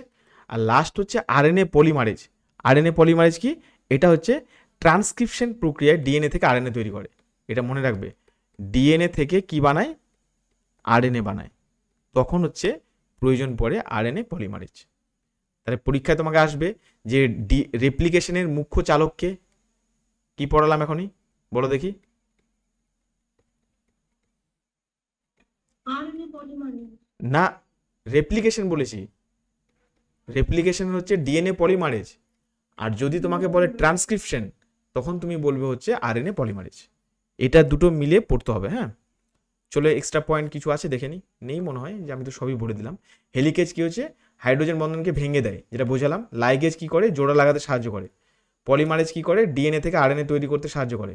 আর ডিএনএ প্রতিলিপি একটি সেমি কনজারভেটিভ প্রক্রিয়া। হ্যাঁ, এটা হচ্ছে মেইন ইম্পর্টেন্ট পয়েন্ট একটা। দেখো, পরীক্ষায় তোমাকে জিজ্ঞাসা করতে পারে যে ডিএনএ প্রতিলিপিকরণ কি প্রকৃতির, তখন তোমাকে লিখতে হবে অর্ধ সংরক্ষণশীল। তার মানে কি অর্ধ সংরক্ষণশীল কেন বলেছে এটাও একটু বুঝিয়ে দিই। ধরো এটা হচ্ছে ডিএনএর একটা স্ট্যান্ড, এটা একটা স্ট্যান্ড, আর এটা হচ্ছে আরেকটা স্ট্যান্ড, দুটো স্ট্যান্ড। এই স্ট্যান্ডটার নাম হচ্ছে এ, তাহলে এটা এই দিক থেকে ঘুরে এসে এখানে হচ্ছে এ, এটা হচ্ছে বি, এটা হচ্ছে বি। তো দেখো কি হয়, এ স্ট্যান্ডের অপোজিটে আরেকটা স্ট্যান্ড তৈরি হয়, ঠিক আছে।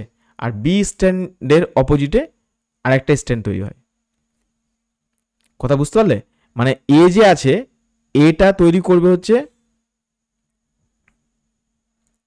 এখানে, এটা হচ্ছে এ, এ বানাবে, নতুন এ বানাচ্ছে একটা। আর বি স্ট্যান্ডকে দেখে, ঠিক আছে, এই যে বি স্ট্যান্ড, এটাকে দেখে তৈরি হচ্ছে নতুন এ। পরবর্তী সময় কি হয়, এই যে নতুন এ তৈরি হলো, এ ড্যাশ, আর এটা বি ড্যাশ তৈরি হলো, রেড কালারগুলো তৈরি হলো, এরা দুইজন মিলে তৈরি করে নতুন ডিএনএ। এটাই হচ্ছে সেমি কনজারভেটিভ, মানে কি অর্ধেক অর্ধেক, মানে দুটো থেকে দুটো করে নতুন ডিএনএ এসে জোড়া লেগে তৈরি হচ্ছে নতুন ডিএনএ, নিউ ডিএনএ। ওই জন্য এই প্রশ্নটা দেয় অর্ধ সংরক্ষণশীল। তাহলে এখানে যদি আমরা তীর চিহ্ন দিয়ে দেখাই, তাহলে পদ্ধতিটা কি হচ্ছে, প্রথমে ডিএনএ, তারপরে একটা একটা করে ভাগ পেলাম, আর এখান থেকে এটা তৈরি হচ্ছে। এই হচ্ছে পয়েন্ট, মনে থাকবে?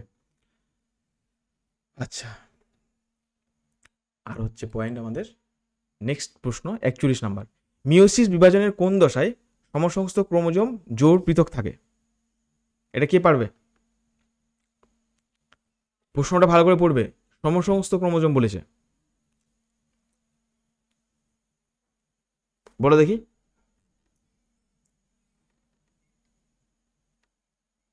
Option C.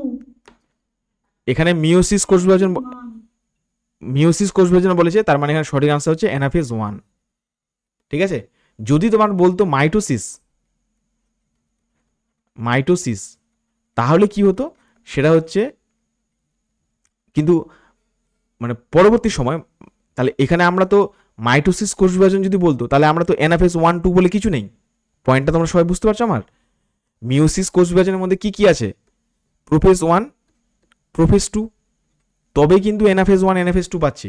কিন্তু মাইটোসিসের মধ্যে শুধুমাত্র এনাফেজ আছে, অন্য কিছু তো নেই। তাহলে এখানে কিন্তু এরকম কোনো ঘটনা ঘটে না। কিন্তু যদি পরীক্ষায় এরকম কোশ্চেনটা দিত যে এখানে সমসমস্ত ক্রোমোজোম ভাঙছে, মনে ভালো করে পয়েন্টটা বুঝো, কিন্তু যদি এরকম আসতো যে এনাফেজ 2, এনাফেজ 2 এর ক্রোমোজোম যে আলাদা হয়, সেগুলো কি ধরনের ক্রোমোজোম? সেটা হচ্ছে সিস্টার ক্রোমাটিড, সিস্টার ক্রোমাটিড। তাহলে মিওসিস কোষ বিভাজনের সমসমস্ত ক্রোমোজোম কোনটা আলাদা, কথা কোন দশায়? এনাফেজ 1 এ। আর যদি বলে মিওসিস কোষ বিভাজনের সিস্টার ক্রোমাটিড কখন আলাদা হয়? এনাফেজ 2 তে। তাহলে সমসমস্ত ক্রোমোজোম কাকে বলে সেটা জানো তো, না বুঝিয়ে দিব? আচ্ছা বুঝিয়ে দিতে, দেখো এটা একটা ক্রোমোজোম, এটা একটা ক্রোমোজোম, এরা হচ্ছে সমসমস্ত ক্রোমোজোম, ঠিক আছে। আর সিস্টার ক্রোমোজোম কি? ধরো এটা একটা ক্রোমোজোম আছে আগে থেকেই, কিন্তু এখান থেকে নতুন একটা ক্রোমোজোম তৈরি হবে, ক্রোমোজোমের অংশ তৈরি হচ্ছে, এগুলোকে বলা হয় সিস্টার। কথা বোঝা গেল? এরা হচ্ছে সিস্টার। এরকম যদি দেখা যায়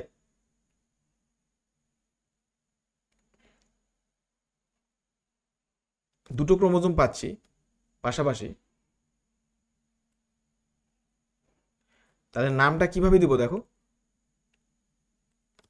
এরা দুজন হচ্ছে সিস্টার ক্রোমোজোম, এরা দুজন হচ্ছে সিস্টার, আর এরা দুজন হচ্ছে নন সিস্টার। কথাটা সবাই বুঝতে পেরেছে? একদম আলাদা আলাদা ক্রোমোজোম পেয়ে গেলাম। তাহলে হচ্ছে এটা হচ্ছে সিস্টার ক্রোমোজোম ক্রোমাটিড, আর এটা হচ্ছে নন সিস্টার ক্রোমাটিড। তাহলে এটা হচ্ছে 1 নাম্বার ক্রোমোজোম, এটা হচ্ছে 2 নাম্বার ক্রোমোজোম। এরা প্রথমে কেমন ছিল? সিঙ্গেল ব্লু কালারে ছিল, ওখান থেকে একটা নতুন ক্রোমাটিড বানালো, এও নতুন ক্রোমাটিড বানালো। তো নিজেদের মধ্যে যখন থাকবে ক্রোমাটিডগুলো, 4টে ক্রোমাটিড, তখন সেটা হচ্ছে সিস্টার, কিন্তু পাশাপাশি দুটো অবস্থিত ক্রোমোজোমের যে নতুন ক্রোমোজোম সেগুলো হলো নন সিস্টার। তাহলে এই পয়েন্টটা মনে রাখতে হবে যে মিওসিস কোষ বিভাজনের কোন দশায় সমসমস্ত ক্রোমোজোম আলাদা হয়। তার সমসমস্ত ক্রোমোজোম হচ্ছে এরা, মানে এরা দুজন ক্রোমোজোম, এরা ক্রোমোজোম আলাদা হলো, কিন্তু প্রথমবারে কি হচ্ছে, ক্রোমোজোমটার এই ভাগটা দেখো, লক্ষ্য করে দেখো ভালো করে। প্রথমবারে যে ঘটনাটা ঘটছে সেই ঘটনাটা হচ্ছে এই ক্রোমোজোম দুটো আলাদা হয়ে যাচ্ছে। দ্বিতীয় ক্ষেত্রে কি হচ্ছে, ক্রোমোজোমটা মাঝখান থেকে ভাগ হয়ে যাচ্ছে। তার মানে কি, প্রথমে হচ্ছে সমসমস্ত ক্রোমোজোম আলাদা হচ্ছে, তারপরে হচ্ছে সিস্টার ক্রোমাটিড আলাদা হচ্ছে। কনসেপ্ট প্রত্যেকের ক্লিয়ার হলো? তাহলে হচ্ছে স্টেপ 1 আর এটা হচ্ছে স্টেপ 2, এটা মনে রাখতে হবে। বুঝতে পেরেছো সবাই? বলো দেখি বুঝতে পেরেছো কিনা।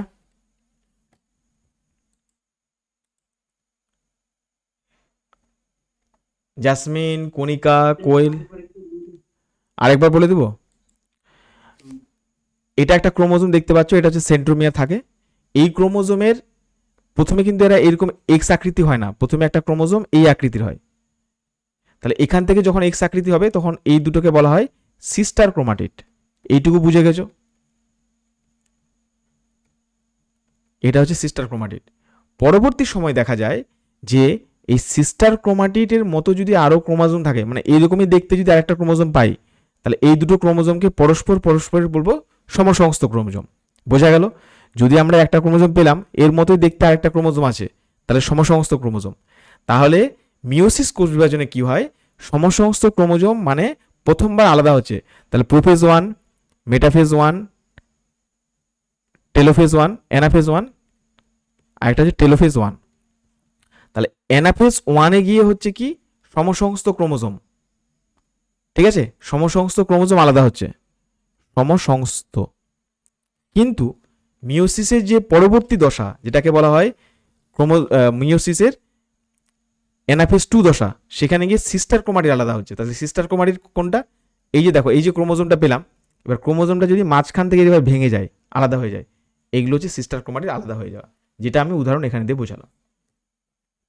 ঠিক আছে, চলো এখানে কিছু পয়েন্ট লেখা আছে, শুধু মেন পয়েন্টটা যে এখানে এটা পড়ে, বাকি যেগুলো পড়িয়েছি সেই আগের দিনে ওই কথাগুলো লেখা আছে। এখানে কি লিখেছে দেখো, এনাফেজ 1 দশায় সমসমস্ত ক্রোমোজোম পৃথক হয়, কিন্তু মাইটোটিক অ্যানাফেজ বা মিওসিস 2 এর অ্যানাফেজ 2 দশায় সিস্টার ক্রোমাটিড দুটি পৃথক হয়। বুঝতে পারলে? এই পয়েন্টটা তোমাকে মনে রাখতে হবে। আচ্ছা, এবারে চলো আমাদের 42 নম্বর প্রশ্ন। 42 নম্বর প্রশ্ন কি বলেছে, নিম্নলিখিত কোনটি লোকাল হরমোন? এটা পারবে? বলো দেখি কি আনসার হবে। টেস্টোস্টেরন। বেশ, টেস্টোস্টেরন হরমোন। আচ্ছা ঠিক আছে, তাহলে এটা হচ্ছে সঠিক আনসার। আচ্ছা, হিস্টামিনটা কি?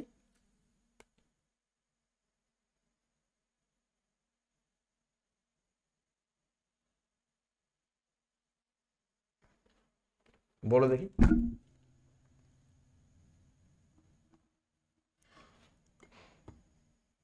কি তোমার শুনতে পাচ্ছ? বলো, কথা বলো। হ্যাঁ স্যার, শুনতে পাচ্ছি। তো বলো, বুঝতে পারলে কি? আমি যেটা জিজ্ঞাসা করলাম হিস্টামিনটা কি তাহলে? স্থানীয় হরমোন। হ্যাঁ, এখনই আনসার পাল্টে গেল।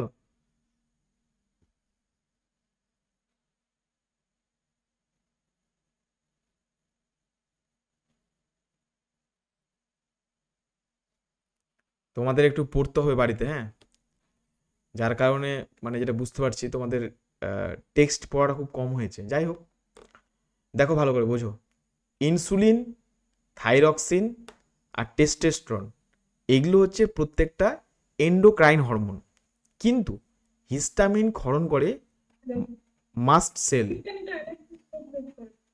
মাস্ট কোষ, ঠিক আছে? এই মাস্ট কোষ যে নিঃসরণ করে হিস্টামিন, এই হিস্টামিনটা হচ্ছে সেই জায়গায় টিস্যুর মধ্যে কাজ করে, বাকিগুলো কি হয় দূরবর্তী স্থানে পরবর্তী সময় চলে যায়, ঠিক আছে? যার কারণে এই কনসেপ্টটা হচ্ছে বেশি ইম্পর্টেন্ট, যে হিস্টামিন মনে থাকবে। লোকাল হরমোনের আরো যদি উদাহরণ তোমার জানতে চাও তো সেটাও বলে দিচ্ছি, তাহলে শোনো। যেমন সেরোটোনিন নাম শুনেছো?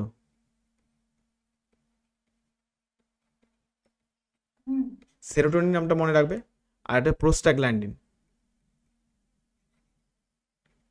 আচ্ছা, এখানে একটা কনসেপ্ট তোমাদের জায়গায় কনফিউশন হয়ে গেছে কেন বলো তো, এটা আমিও বুঝতে পারছি। টেস্টোস্টেরনটা কেন তোমরা ভাবছো, কারণ শুক্রাণুর মধ্যে আছে, টেক্সট বুকে অনেকগুলো জায়গায় যদি হিস্টামিন অপশনটা না থাকে, ভালো করে শুনবে, একটা জিনিস বুঝো ভালো করে। তোমাদের হয়তো মনের মধ্যে ধারণা আছে যে স্যার আমি টেস্টোস্টেরন তো পড়েছিলাম, কিন্তু যদি হিস্টামিন, সেরোটোনিন বা প্রোস্টাগ্ল্যান্ডিন এরা যদি না থাকে, শুধুমাত্র হরমোনের মধ্যে তুলনা করা হয় যেগুলো শরীরে নিশ্চিত হয়, তখন টেস্টোস্টেরনটা তোমরা দাগাতে পারো, কোনো ভুল হবে না। কিন্তু এখানে অপশনটা আছে হিস্টামিন যেহেতু ঢুকে গেছে, তারা এরা হচ্ছে পিওর একদম 100% সঠিক। আর এমসিকিউ পরীক্ষাটা হচ্ছে কেমন বলো তো, সব থেকে হাইয়েস্ট যেটা সঠিক সেটাকে নেওয়া হয়। সবাই বুঝতে পেরেছে এইটুকু পয়েন্ট? বলো, বুঝতে পেরেছি এইটুকু? প্রোস্টাগ্ল্যান্ডিন, সেরোটোনিন, স্যার তাহলে উত্তর হিস্টামিন হবে? হ্যাঁ হিস্টামিনটাকে মার্ক করবে। আচ্ছা, নেক্সট এই যে লেখা আছে দেখো, হিস্টামিন যদি থাকে টেস্টোস্টেরন করলে হবে, তাই তো? হ্যাঁ হ্যাঁ হ্যাঁ একদম। মানবদেহে কোন অঙ্গকে ব্লাড ব্যাংক বলে, এটা তোমাদের জানা কোশ্চেন।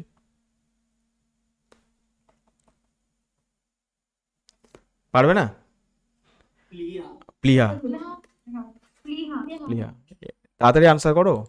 যাই হোক, প্লিহা এই অঙ্গটি আপৎকালীন রক্তের ভান্ডার হিসেবে কাজ করে, প্রায় 300 থেকে 400 মিলিলিটার রক্ত সঞ্চয় করে, একে ব্লাড ব্যাংক বলা হয়। আরবিসি পরিণত হওয়ার পর এখানে মারা যায়, এই জন্য একে কবরস্থান বলা হয়, গ্যাভিয়ার্ড অফ দ্য আরবিসি। যকৃৎ এটি দেহের সবচেয়ে বড় গ্রন্থি, প্রধান বিপাকীয় অঙ্গ। হৃৎপিণ্ড এটি একটি পাম্প, সারা দেহে রক্ত সঞ্চালন করে। ফুসফুস এটি শ্বাসকার্যে সাহায্য করে। এই পয়েন্টগুলো মনে রেখো।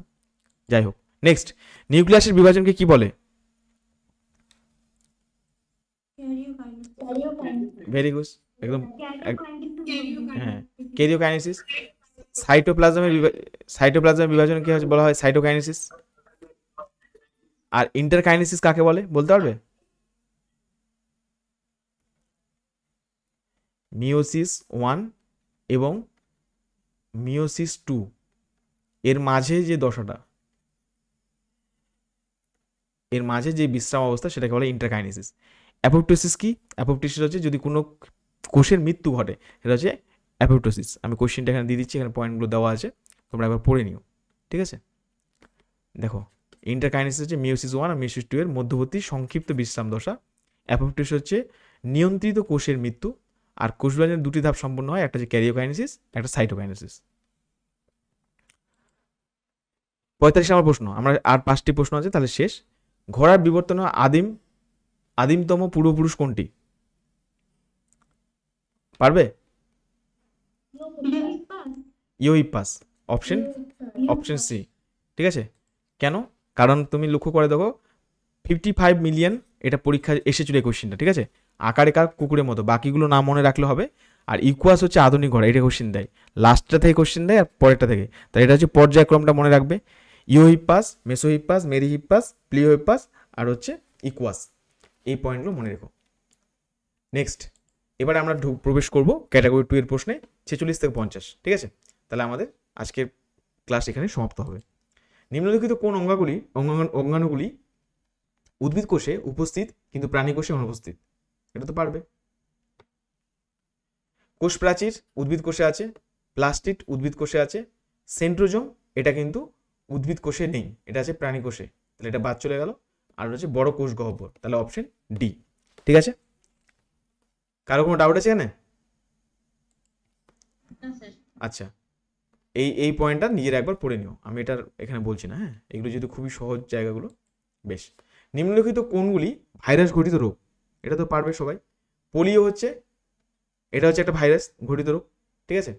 নেক্সট দেখো ইনফ্লুয়েঞ্জা, এটা হচ্ছে ভাইরাস ঘটিত রোগ, তাহলে অপশন এটা দুটো হচ্ছে। কলেরা, কলেরা কিন্তু ভাইরাস ঘটিত রোগ নয়। এটা কি? এটা হচ্ছে ভিব্রিও কলেরি, যেটা হচ্ছে ব্যাকটেরিয়া দ্বারা গঠিত। ভিব্রিও কলেরি, ভিব্রিও কলেরি, ঠিক আছে। আর যক্ষা, এটাও কিন্তু নয়, যক্ষা হচ্ছে না আর কলেরা হচ্ছে না। যক্ষা কি? সালমোনেলা টাইফি বা sorry Mycobacterium tuberculosis, Mycobacterium tuberculosis, ঠিক আছে, এটা হচ্ছে যক্ষা। তাহলে এগুলো হচ্ছে ব্যাকটেরিয়া ঘটিত, বাকি হচ্ছে দুটো সঠিক আনসার। এখানে দেওয়া আছে পয়েন্ট, হ্যাঁ এই যে পয়েন্টগুলো দেওয়া আছে, তোমরা একবার জাস্ট গো থ্রু করে নিও। নেক্সট প্রশ্ন, মানব রক্তের উপাদানগুলি হলো, মানবদের রক্তের উপাদান কি? এটা নিয়ে একটু বিস্তারিত বলে দিই একবারই, পারবে কেউ? ট্রাই করো তো একবার, আর দুটো প্রশ্ন তাহলে আমাদের শেষ। কেউ ট্রাই করবে? আয় বি, সি আর জি। ডি হবে অপশন, এ হবে না, বাকি তিনটি হবে তো। এ হবে না, তিনটে হবে, তাই তো। মানবদের রক্তের উপাদান, ভালো করে শোনো, রক্ত বলেছে তোমাকে, পয়েন্টটা বুঝতে পারলে? এখানে চারটেই সঠিক উত্তর, এ বি, রক্তরস। হ্যাঁ এ বি সি ডি চারটে অপশন সঠিক। কারণ ব্লাড মানে হচ্ছে দুটো জিনিস দিয়ে তৈরি, একটা হচ্ছে প্লাজমা আর একটা হচ্ছে সেল, ব্লাড সেল। সেলের মধ্যে আছে আরবিসি, ডাব্লিউবিসি আর হচ্ছে প্লেটলেট।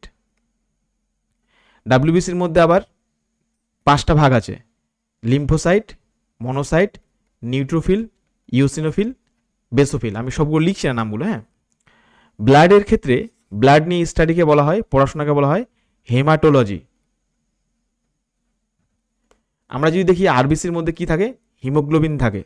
হিমোগ্লোবিন দুই রকম হয়, মেল বডিতে আলাদা পাওয়া যায়, ফিমেল বডিতে আলাদা পাওয়া যায়। কেউ বলতে পারবে মেল বডিতে ফিমেল বডিতে পরিমাণ?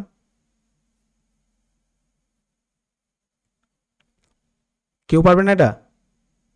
এটা তো পারা উচিত, এরকম কোশ্চেন। পুরুষের দেহে হিমোগ্লোবিনের পরিমাণ পারবে না কেউ? 13 থেকে 17, ঠিক আছে, গ্রাম পার ডিএল। আচ্ছা, আর স্ত্রী দেহে কত থাকে? 12 থেকে 15 গ্রাম পার ডিএল।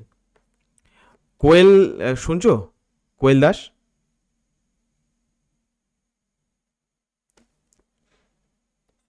কোয়েল দাস ক্লাসে আছো? আচ্ছা, পিএইচ, পিএইচ এর মান কত ব্লাডের? 7.4। এটা কি ক্ষারীয় না আম্লিক? কে বলতে পারবে? ক্ষারীয়। আচ্ছা আচ্ছা, আমি যে এই পয়েন্টগুলো বললাম তোমাদের কি একদমই জানা ছিল না? কেউ রেসপন্স করলে না, মনে পড়ছিল না?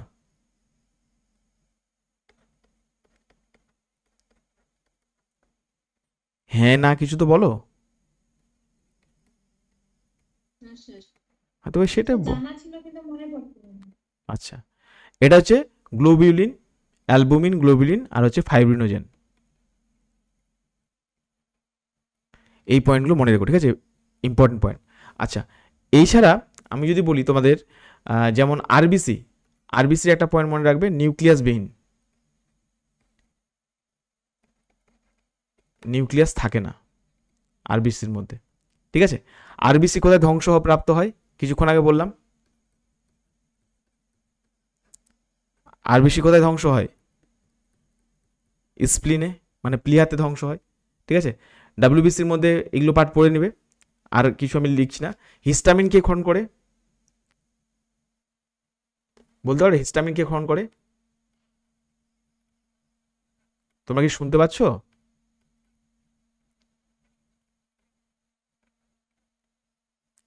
তোমরা কি শুনতে পাচ্ছ আমার কথা? হ্যাঁ স্যার, শুনতে পাচ্ছি। রেসপন্স করো, রেসপন্স করছো না। হিস্টামিন এবং হচ্ছে হেপারিন, এটা বেসোফিল ক্ষরণ করে, ঠিক আছে। নেক্সট হচ্ছে লাস্ট পড়াচ্ছি, সেটা হচ্ছে প্লেটলেট। প্লেটলেট বা অনুচক্রিকা। প্লেটলেট কি করে? রক্ত তঞ্চিত হতে সাহায্য করে। তৈরি কথা হয় পরীক্ষায় আসে, এটা হচ্ছে বোন মেরোতে তৈরি হয়, বোন মেরো বা অস্থিমজ্জা,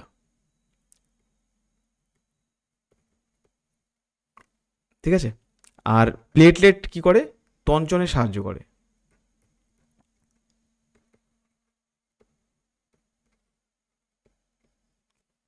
এটা রক্ত জমাট বাঁধে সাহায্য করে। ব্যাস, এগুলোই পড়ো, ঠিক আছে। আচ্ছা, আর লাস্ট পয়েন্ট, ইউনিভার্সাল ডোনার আর একটা হচ্ছে ইউনিভার্সাল রেসিপিয়েন্ট। কে বলতে পারবে? ইউনিভার্সাল ডোনার আর ইউনিভার্সাল রেসিপিয়েন্ট, একটা হচ্ছে ও, একটা এবি। পরীক্ষায় যদি নেগেটিভ পজিটিভ আসে তাহলে ও নেগেটিভ হচ্ছে ইউনিভার্সাল ডোনার, আর যে রেসিপিয়েন্ট হচ্ছে এবি পজিটিভ, ঠিক আছে। পরীক্ষার জন্য এইটুকুটা মনে রাখবে। আর যেটা আসে রক্ত জমা তঞ্চিত হতে কত সময় লাগে? 3 থেকে 5 মিনিট, ঠিক আছে। আর কিছু জানার দরকার নেই, মোটামুটি এখান থেকে পড়লেই এনাফ। আচ্ছা, এখানে সব লেখা আছে, পয়েন্টগুলো এবার দেখে নিও কোনটায় কি বলে। আমি এর থেকে বেশি ইনফরমেশন তোমাদেরকে দিয়ে রাখলাম। 49 নম্বর প্রশ্ন, বংশগতি সম্পর্কিত কোন শব্দগুলো সঠিক? বলো দেখি। একটি জিনের বিভিন্ন রূপকে অ্যালিল বলে, এটা ঠিক আছে। তারপরে যদি আমরা দেখি অপশন বি, ক্রোমোজোমের উপর জিনের অবস্থান লুকাস হবে, ঠিক।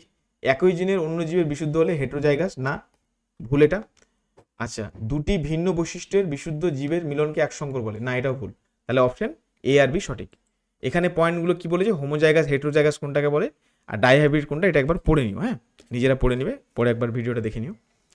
লাস্ট প্রশ্ন আজকে আমাদের, একটি বাস্তুতন্ত্রের বিয়োজকের ভূমিকা কি?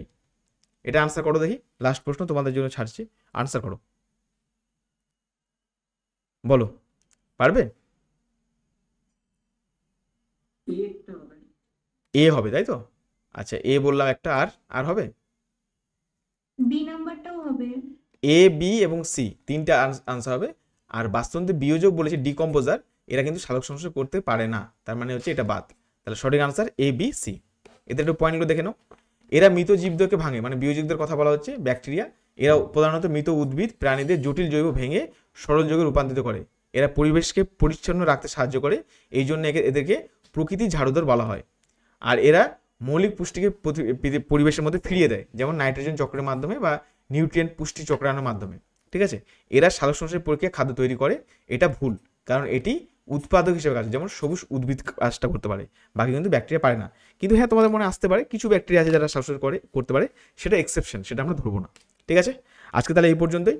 তোমাদের যদি কোনো ডাউট থাকে তোমরা আমাকে হোয়াটসঅ্যাপে SMS করতে পারো বা কমেন্ট করতে পারো ইউটিউবের সেকশনে, ঠিক আছে। থ্যাংক ইউ সো মাচ, আজকে এই পর্যন্তই।